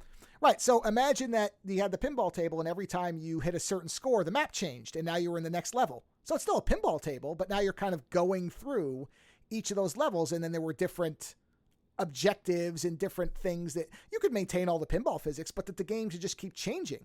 Yeah. So yeah, if you want to make a completely one-to-one recreation of like the Addams Family, yeah, go for it. But there's no reason that you should be upset that somebody wants to mess with it. It's kind of back to your idea of why would you do it this way? Well, because it's fun. Because when you can do these things and you have the ability and you have the desire to do it, you should be able to. Why not? Why can you not have a one-to-one Elvira table that functions exactly the way that it did, but also have one that's, a GoldenEye table where you go through 8 different maps on that board, and even to the point where certain guns would affect the game, like a golden ball. The golden ball couldn't ever go down the you lose thing, right? Because the golden gun was the super gun, right? That was the one where when you had that, you could just one-shot everybody. Am I getting that right? That is correct. Okay. Although it's a shitty gun. But like that's the way it should be, I think. And to be fair, maybe there's people doing this sort of thing. I mean, I didn't spend too long, on these forums. Like, once I saw how complicated it would be, I was like, no, I'm out. Now, I might still do one just for fun, but it would be not it would basically just be a TV on its side. I mean, like and then like just buy 2 USB fucking clicker buttons for like the paddles or whatever. I mean, that wouldn't be hard to do. But it also might miss the point of what makes playing a virtual pinball machine cool. But because they're more expensive than the arcade machine. So like good. Yeah. I mean, I know those websites are expensive anyways, like even for some arcade builds, where they'll be like fucking $4,000 and they got to be shipped to you and stuff like that. But like the pinball ones, like the high-end virtual pinball machines are expensive. Because like I looked into it, I thought maybe that's the one I'll buy. I won't be able to make one, but they're way out of my I think it's fun and fine, but unless I was rich, I'm not dropping $5,000 on a fucking machine that's going to sit in the corner that I'm going to play for 20 minutes once a month or whatever. Like I don't think that's where my money needs to go. Yeah, that's ultimately, I've looked at real pinball tables a few times. And I'm like, yeah, I can't justify this. I mean, would I love to have a real pinball machine? Yeah, I would. But would I play it enough to justify how much real pinball machines go? And for the space, no, I can't realistically do that. But would I love to? Sure. I mean, if I had a house twice the size, I'd have a whole pinball room. And I'd also have a whole theater and everything else because I'd be rich and I'd have a, mansion. But yeah. In real life, you have to sit there and go, what am I? That's kind of the same reason I never got even as far as you did in starting an arcade. I had the same idea at one point. And then I just went and I bought one of these little handheld Game Boy looking ones and loaded ROMs out. I'm like, you know what? This is fine. This is enough. And it's way less and takes way less work. So even an arcade 1-up, I'm just like, this was a lot of room. This was more about the project, I guess, because I did look at arcade 1-ups. And the only thing is they are a little too small. So even though they do look good, like they look like arcade machines, but when I played on one, I remember thinking it felt wrong. Like they look good from a distance. And if I ever had like a home arcade, I probably would buy some, but they would more be for just decoration. Like for ambience, if I had an arcade room, I would buy them to line a wall with. So when you walk into that room, just like those people who make turn their basement into a fucking video shop or whatever, right? It's mostly it's the aesthetic that's fun.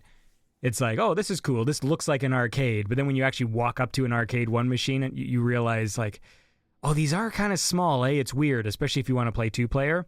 But, ironically now, even though this machine was homemade and I was using a piece of plywood that we already had, that's like the main wood of my machine is basically this piece of plywood that's just been in my dad's basement for like 20 years from like some old renovation project. But all the money I've put into it so far, I think now I have officially put more money into this than had I bought an arcade 1-up. But my machine has a 32-inch screen. It's solid. That's the one nice thing. I probably used the wrong kind of wood for this job because I used some pretty thick plywood, but it's very sturdy. So it feels like a sturdy thing, which is nice. I still have to finish the marquee. That's like the last piece of the puzzle. I just bought some acrylic sheet. So that's, again, like getting overwhelmed by all these dumb projects. I have all the pieces now to finish the arcade, and I don't want to do it just because it's like, oh, if I'm going to spend all day cutting. Now it's the work. So it's fun when you get the piece. This is why I used to build all my computers. I used to get all the parts, and I do it over the course of a year. Be like, all right, start with the stuff that won't age out, and then you end up at the very end, you get like the processor, because that's the thing that's the most time affected. And I would spend a whole week putting it together slow. And the last time I went to do this, I was like, oh God, you know what? I don't want to have to price all this stuff out. I don't want to have to make sure it all is compatible. I finally. It's the first time in my life that I bought a pre-built machine, and I was thrilled to just turn the damn thing on and be like, yep, it all works. Somebody else tested it. Somebody else made sure it didn't have any problems. They sourced the parts. They didn't have to worry about the motherboard getting fried when they touched it because they didn't have a static thing. Like, it just activates and it just does what I want it to do. And there was a part of me that went, shit, man, I'll never probably build a computer again. And I miss that because there is a fun to that. But I'm also like, man, I'm in my fucking mid-40s. I don't know that I care anymore. You know, it's a lot of work. Yeah, I have no real interest. Like, the only time I've ever done stuff like that is just if the price really, like, yeah, like I get that's sad. I mean, I've never built a machine from scratch, but, you know, like I'll get new RAM or I'll get a new video card. So your arcade thing is the version of that for you. And that's what I mean about, yeah, I understand that whole, all right, I got all the parts, but then when you get to the part of, oh shit, now I got to put it together. This is going to take a while. And it's tough to kind of mentally shift into that with the excitement of getting the parts and then envisioning this is what it'll look like when I'm done. Like, those two endpoints are the best parts. The beginning when you're gathering the stuff up, and then the end when it's done. But the middle kind of sucks a lot. It was also, yeah, and it's also been like a bit of a adventure anyways because I didn't have any plans. So that's why I've had to make the marquee. Now this will be the third time, which is kind of why I don't want to do it, because I've already like cut out these stencils for letters that I'm shining lights through, and I basically fucked up twice now because I've had no plan. So I'm like, how am I actually going to make my marquee, and what material is it going to be made of? And I've been trying to use as much recycled shit as I can. So like in the basement we have just old things that where I'm like, oh, I could take this piece of plastic from this old sign and, you know, cut a square out and use it here or do that. Like, that's the way my brain works. Like, at first I always try and find things I have first before buying stuff for projects like this. And yeah, I just keep fucking up this sign. And so there's something really annoying about doing the same job for like the fourth time. Like, I've cut out these stenciled letters for my marquee. And I've done this now several times because I just keep fucking up, and it's really annoying, like cutting out letters with the fucking X-Acto knife, and it's just really tedious. And then to do that job 4 times is like, I just don't want to fucking do it. But whatever. I mean, like, I'm similar. With computers, it's like, you know, I'll replace RAM and I'll do maybe a new video card. Like, that's as far as I can. That's like my expertise is like, I can plug things in. I can unplug a drive and plug a new drive into a PC. Like, I can do that. I can do RAM. You know, but I'll do that. That makes sense cost-wise. But building a computer from scratch is a little too much, because then I just read, like, and then if you get this motherboard, then you can only be paired with, like, this processor. I'm like, nah, I'm out. I'm done. Like, yeah. And that's what I mean about when I was younger, that was fun because I had more free time. And it was more kind of like, oh, yeah, I have a whole afternoon to waste on this. So, yeah, I'm going to spend 4 hours researching what parts I want to kind of maximize the performance. And that's fine. I mean, it was, I had a lot of fun doing it, but I'm just at the point where I'm like, yeah, you know what? I kind of want to jump over the middle part. I want the excitement of I found the right machine. Let somebody else build it for 2 weeks, and then I could just power it on. So it is a similar thing. So I understand that kind of, yeah, I want to make this thing because I know what it's going to be. Yeah, the only thing the reason why I always get excited about that stuff is mostly just cost. Like, I'm not so much interested in building a PC as I am saving money. Oh, and so when people say, like, you're right. That was another aspect, is to buy the parts and put it together is half the price of buying an assemble. Absolutely. If it's a cost thing, it is worth it. There's no question that you will save money, but you also then have a lot of time invested. And if something doesn't work, you're screwed. I mean, not screwed, but you would have to resource and replace the parts. So there's, the other thing, work to it. Yeah, I think for me, the the price differential for me personally was never enough to justify the work and research I would have to do if you also factor in that your time is worth something. Because, like, right. I don't know anything about, assembling computers. And so when people would say, well, don't buy it new, buy all the parts, it still is expensive if you're trying to build, for me, I would be trying to build a good computer, right? That would be the point. It wouldn't be to build a mid-range thing. It would be like, no, I don't want to spend $3,000 on a new PC. And so when you start sourcing the parts, it's still going to be a machine that's going to cost in the thousands. It's just not going to be as expensive as buying that new one. But then there's a part of me in my brain where that math doesn't, I get, yes, obviously it is cheaper, but to all the research and all the things I would have to learn to do it, it would have to be a lot less for me to go, yes. If it's I'm not going to buy a $3,000 PC, but someone says, I can source you all the parts on Newegg and it'll only be $650, then I would do it. But if you're still building a good machine, then it's still going to be well, the video card's $1,000 and the fucking, and this motherboard, the good one is $500 and this processor, so it's it still ends up being cheaper, but you're still buying so much that that part of me just goes, just fucking buy the new thing. It's if you saved a shitload, then it would be different. Then my brain, the switch would flip. If it would be you can build a $3,000 computer for $500, then I would do it in a second. And I would learn everything. And the trick of that is you can, but you would have to do it over the course of 6 months to a year, because what you would be doing is waiting for discounts on the parts that don't age, like a hard drive. Hard drive isn't going to age in a year. It's not going to become any less. The space doesn't go down a year from now. Whereas a processor, you wait a year, well, you've lost a lot of processing power. So you can do it, but it is, as you said, it is that thing where once you realize your time is worth something, especially as you get older and your hourglass is starting to be inverted, you're like, okay, do I really want to spend a year on this, as opposed to spend more money but have it in 2 weeks? So it does. Yeah. It is an age thing. There's lots to it, but that's what I mean about I finally crossed that line. There was when I got to that point, that was a kind of looking in the mirror and seeing the lines on your eyes and going, oh yeah, okay. I've hit this stage of life where I'm like, yeah, I don't want to spend a year building a computer anymore. And there was a little bit of a sadness to it, but I'm like, well, whatever. Still got a great machine. I mean, again, if it's fun, that's, yeah, cause I'm sure there's a lot of these hobbies that people just enjoy. I mean, cause I say that, right? I don't have time. And then I will find myself have I just been just scrolling on Instagram for 2 hours? So obviously I do have the time.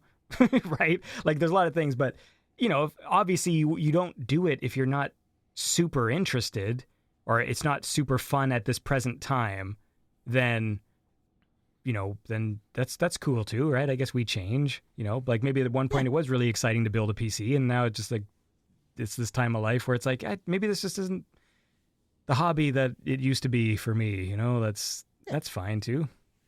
Yeah. And that's what I'm saying is I all this stuff is, your entertainment, your taste and everything can change. That's fine. It's things shift and that's okay. You can evolve into something else and you can, I understand exactly what you mean about the arcade cabinet. I thought about it for maybe an hour once a while ago and went, no, but that's because that particular thing wasn't as entertaining in construction as putting a computer used to be. So yeah. I understand that the thing where you're like, you want to get it done.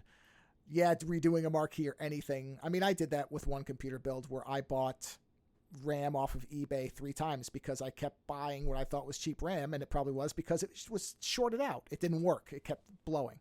So, right. That sucked because I spent a bunch of money and time on it. But anyway, I don't know where I was going with that point. But whatever. At least computers are useful, though. Eh? Because for me, I just know when this project is finished, I have built a novelty thing. Right? So that's what it is. If anyone comes to the house, I do have some friends, we'll play arcade games when they visit, but when you're old, I mean, I see a lot of my, if they're close friends from childhood, it's twice a year, maybe. And, when you play an arcade game, you play it for 30 minutes and then you're done. And that's essentially what I'm making, is I'm making a novelty thing that we will play for 30 minutes once a month. But whatever. It's a thing. If it entertains you, then you should do it. That's whatever. It's like everything else. If it's not hurting nobody and you're getting something out of it, go for it. Yeah. It doesn't matter whether it's trivial or not. If it's making you happy, it's such a miserable world 75% of the time that if you can squeeze happiness out of the other 25%, if that's building an arcade cabinet, if that's loading custom firmware on your router, building a computer, I'm just saying it's whatever, man, because people do have different interests. So I don't want to sound like I'm discouraging people. If the idea of building a computer is exciting, then you should do it. Absolutely. Go for it. I just have realized that there's certain things for me have shifted. And so I understand what you mean about the cabinet. And you're just sitting there going, I want to get to that end point, but at the same time, it's hard to generate the interest. I know exactly what that's like. And it's just, well, I think it just, yeah, for me, computers are a utility. So it's more just about the use of the thing. And so when it comes to building, it's more just like, what can I do differently with this machine? Right. Whereas like the arcade machine is it's a goof, right? I mean, it's just going to be so I don't know. I mean, I don't care what they look like either. I would assemble a computer with no case and just have fucking wires and motherboards hanging from the ceiling if it worked. Sure. I guess that's probably bad to do though. Whereas I paid for a custom front plate with my fucking illustration logo on it because I wanted it to be monochrome because I'm an asshole. But that's what I mean about, hey, I love looking at that thing. For some people, that would be an absolute waste of money. I look at that thing and it makes me happy. So, dude, yeah, when you fucking looking at, dude, we got these Persian cats, and I just like looking at them, and like I've never paid money for a cat before in my life until the two that we have, and I always thought that was like wrong, when it comes to cats, you get free cats, right? People have kittens, you get a free cat, and that's what you do, and they're always tabbies and they look the same, and these stupid things, like I just can't stop looking at them. And it makes me happy. And I've got more pictures of my cats in my phone than my children. In fact, I don't have like any pictures of my kids. Like when I look at my phone, it's all just pictures of my cats. And they're just fun to look at. I like things that are fun to look at. Yeah.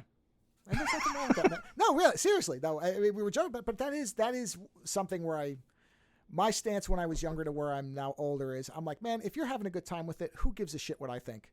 If you like country music, listen to it. I can't, but you can. Go for it. If that makes you happy, then listen to country music all day. I will be off somewhere else listening to something separate because I don't want my ears to start bleeding, which is what they will do if I listen to that. But that is not any indictment of what you like. It's just me, in my opinion. God, there's fucking shitty music, man. And there always has been, there always will be. It's just the way it is.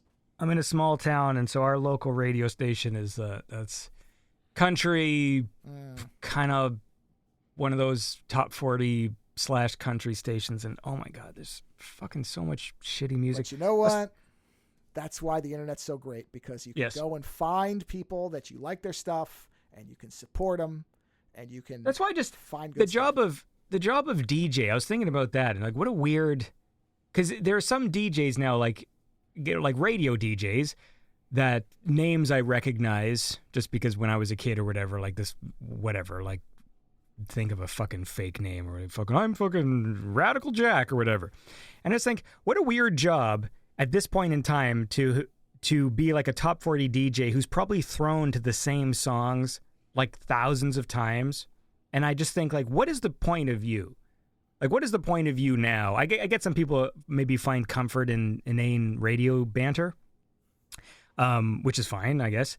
But I think when I think of like Beyond Synth and what I do there, it's like, yeah, like every episode I'm playing new songs. Like we don't repeat unless I have the guest on whose music I played. But like on my playlist, it says like, in iMusic, I will highlight songs I play on the show, and it says like played on the show, so I don't ever play it again.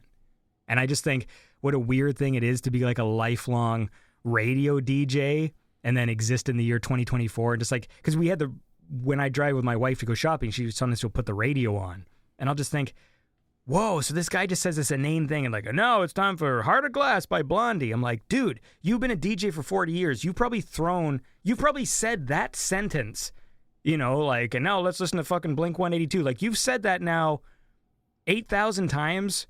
It's like, what a weird job to have to just, it's so strange because the radio basically plays the same, like if it's a top 40 station, they've been playing the same, maybe 120 songs for the past like 30 years, right? Like it's the same songs. And I find that so weird, you know, because to me the excitement is playing new things, and like that's the fun. But I guess like a top 40 DJ is a different job. Like people just want to hear stupid like, did you hear how much J-Lo has to spend for Ben Affleck's house? And then now here's Heart of Glass by Blondie. You know, it's just like I guess it's maybe a comfort thing, that it's like comfort food for people, that they want the same songs that are sort of, I don't know. I couldn't do it either. To the idea of having to always, I mean, that's one it's of the repetition. I would say our show is such a train wrek is because there's no plan. And the reason I like there being no plan is because I'm afraid it would be the same all the time. So, well, that's again, it's a whole, everyone's different. So, but I don't find the comfort in listening to the same music over and over again. Like there's songs I love that I've listened to a lot, but there's some songs that are just so overplayed, they bring me no joy. But then like my wife will, like they come on and she gets excited, right? So like when, whatever, like fucking, who sings Bohemian Queen, right? Bohemian Rhapsody. You know, like, so when that song comes on and everyone starts singing it in the car, and I'm just like, that's just not for me. Like that whole thing where it's, I get it, but it's like, dude, this song, I've heard this song like 1,000 times in my life, and I've never played this song. Like it's just, these songs just exist in the air, you know, like just the most overplayed top hits of all time. And it's not a bad song, but I don't get excited. Like there's nothing exciting to me when like a song that's been played on the radio a zillion times, but then like when the DJs have to announce it, that's the part that to me is like the insane asylum, generating the fake excitement for it. And now, just like time, it's Bohemian Rhapsody by Queen. Yeah, let's rock out like I've done for the rest of my life. They do that, like that's the thing. We're just like, what a weird job. Like the radio station that's near where we live. I've never tested this, but I might just waste some time one day and do it. I don't care. You know, whenever you do something fucking dumb, and there's like, you fucking spend all day coming up with that, like doing some inane thing or research on something. Like, yes, I did. Podcast, buddy. You just but like the whole thing. I love when people use that as like an attack, where like you spent all your time trying to deconstruct someone's argument or whatever, and just like, you spent all that time doing that? Like, yes, I did. Now let's fucking reckon with what I've come up with. All right? Like, you're not going to fucking win by saying I just wasted my time. My life is a waste of time. Like, you don't win. That's not a win. All right? We're all wasting our fucking time. But I'm going to go on this stupid website and really just, maybe I'll just feed it into ChatGPT. Like, if I can get the playlist and just give it to ChatGPT and just show me how much repetition, how many times do they play this song, blah, blah, blah. And because I think their playlist is maybe 100 songs. And then that's it. And it's just on a loop, and there's periods of time where I was driven crazy because I was hearing the same songs all the time. Like, you know, my example is always Black Velvet by Alana Miles. But lately, there's been other songs that now I'm adding to my list. So I do have like a list of like my most hated songs. And I'm like Richard Nixon. I've got my fucking list, and so I just added Rockstar by Nickelback. So that's made the list, because I've had to hear that a few times in the morning, because like my wife has the alarm that goes off at like 6 when she has to go to work. God, waking up at 6 in the morning to fucking Nickelback. And I know it's trite to say Nickelback sucks, but holy fuck, they've got some songs that really do suck. Like, suck hard. And it's that fucking song Rockstar. It just drives me nuts.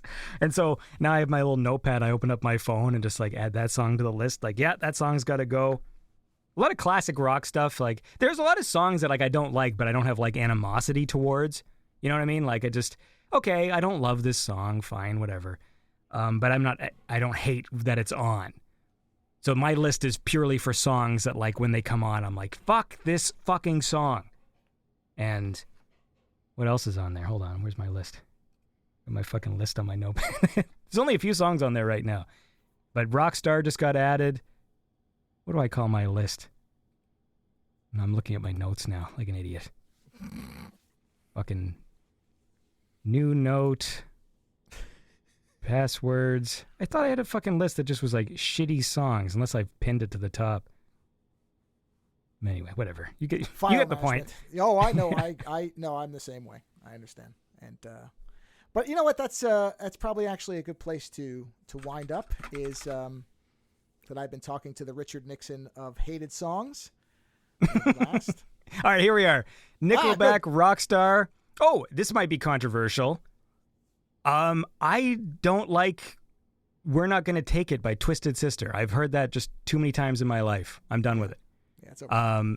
It's not like I hate it. It's just... No, but it's everything. They use it for It's one of those, they use it for everything songs. It's like you just destroy it when you do it that much. It's everything. There's a song from Finger 11 called Paralyzer, which drives me nuts. I'm not going to sing it for you.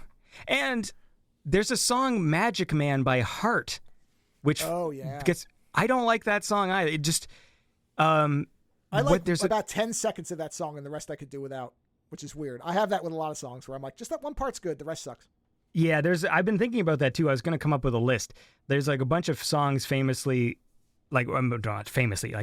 songs that I like the first part, but then don't like where it goes. And like some examples, I talk about this. Well, oh, that's right, because I haven't put it out. Because I'm doing some podcasts now that are just going to be for the Patreon.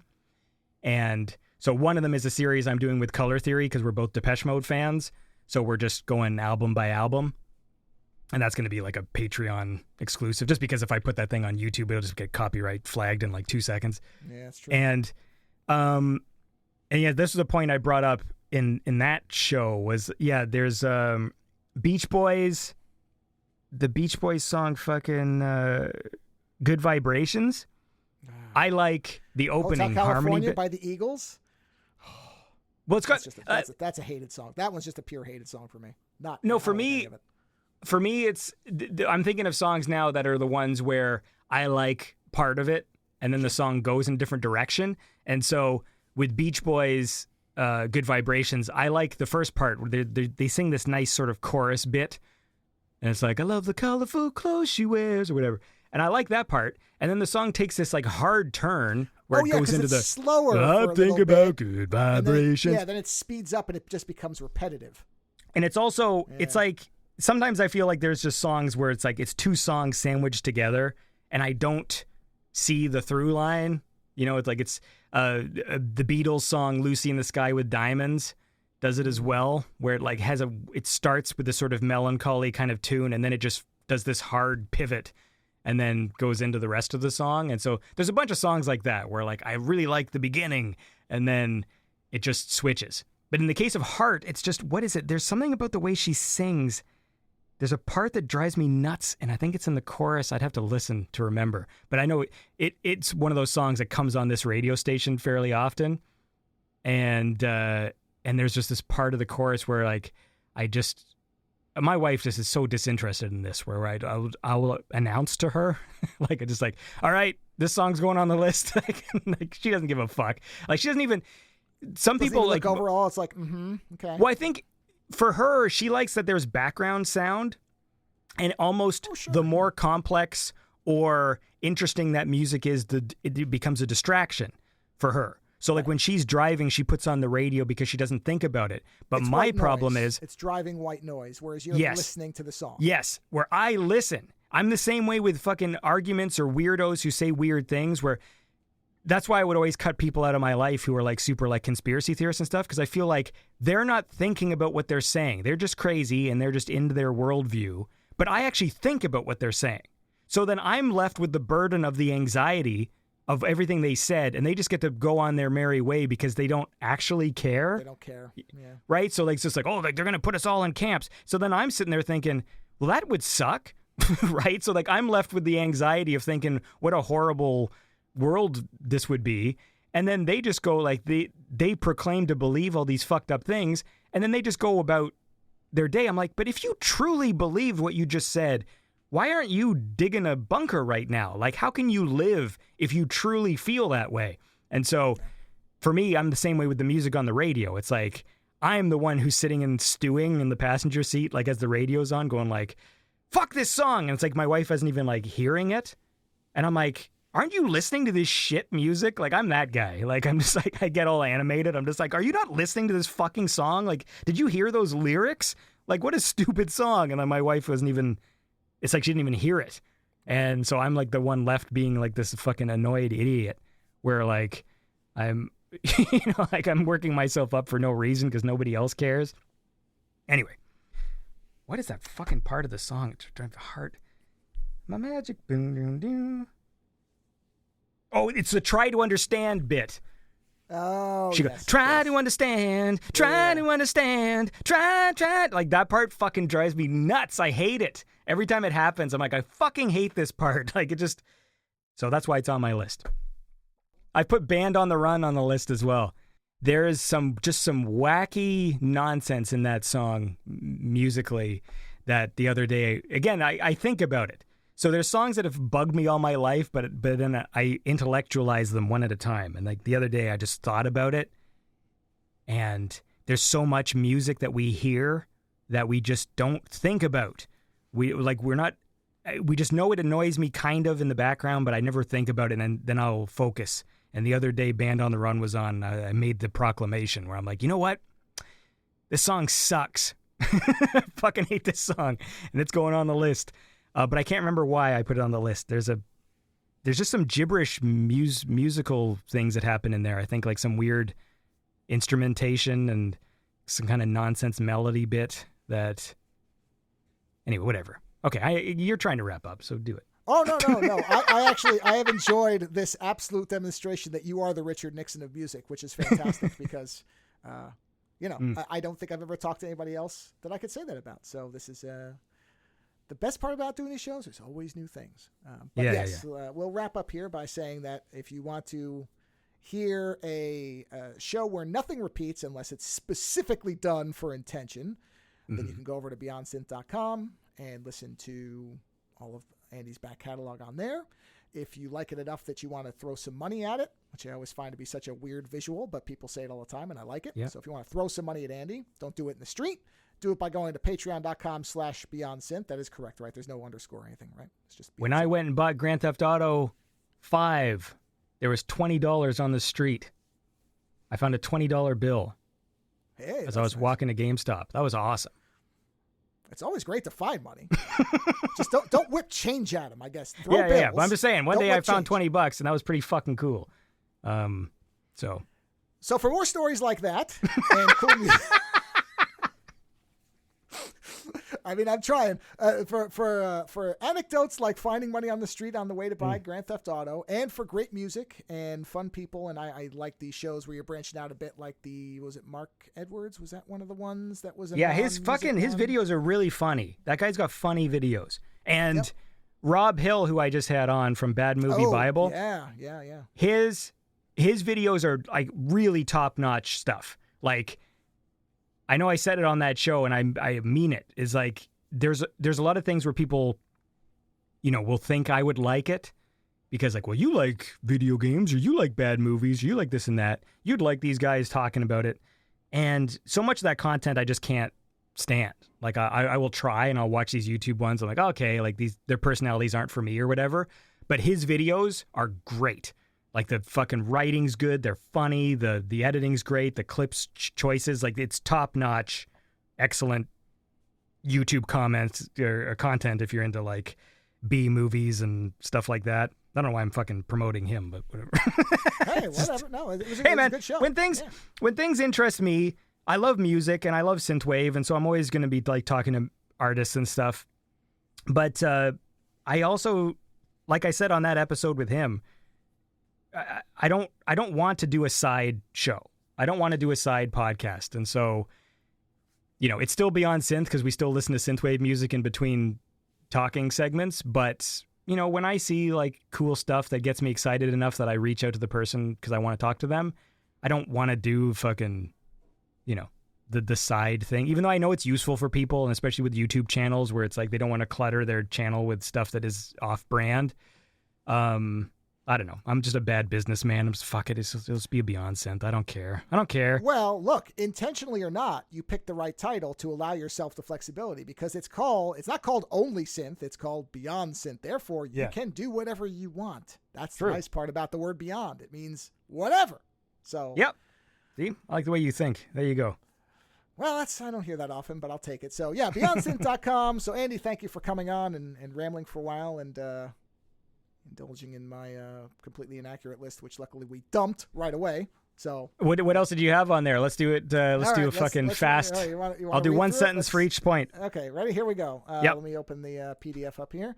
So, okay, I did that one. Clothing thoughts towards the end.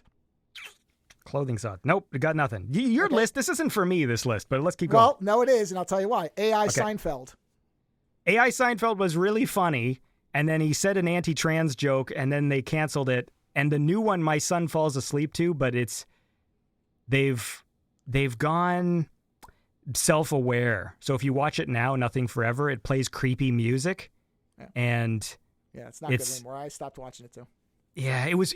I actually found it really funny when it was AI Seinfeld. To be too. honest, I also found that bit funny because it was like, it's like, oh no, they're gonna get canceled. Like they're gonna fucking.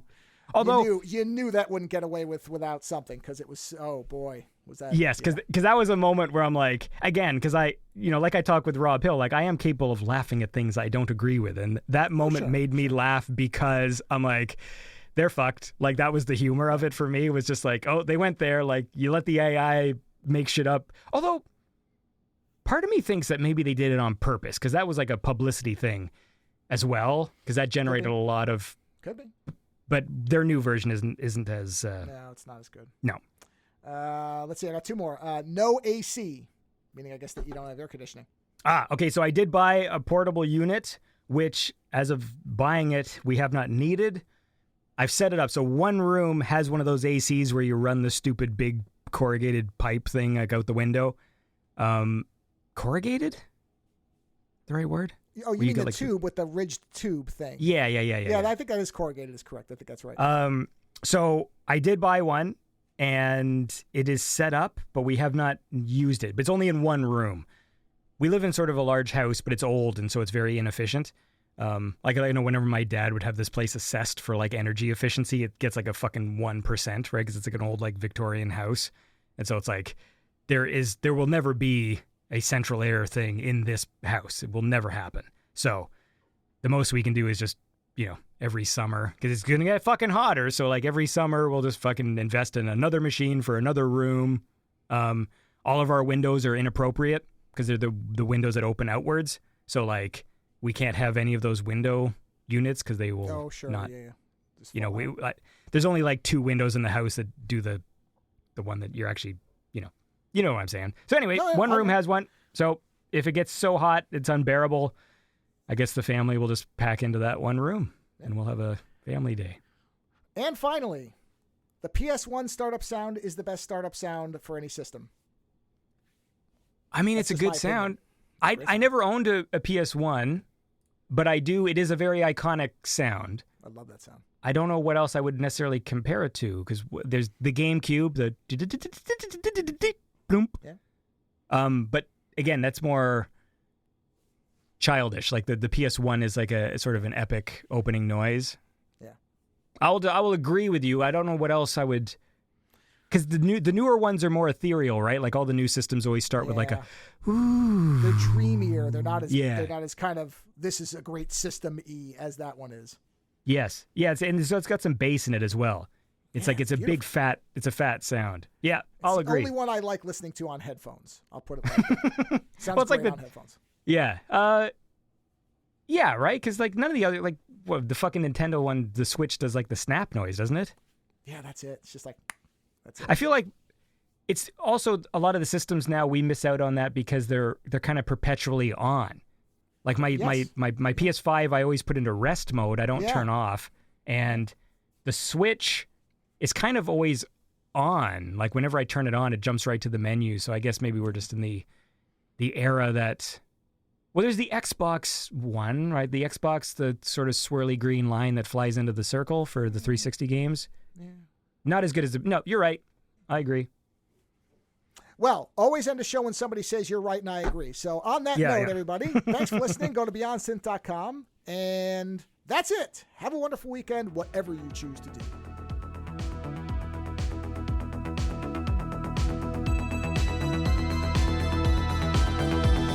Visit OzoneNightmare.com to subscribe to new episodes, browse through our back catalog, or to find links to support the show. Follow @Ozone Nightmare on Twitter for the latest episode postings and other show information. If 280 characters just isn't enough, you can always email us, theozonenightmare@gmail.com. Music for Ozone Late Night is provided by Ogre. Visit ogresounds.bandcamp.com to hear and purchase his fantastic selection of music.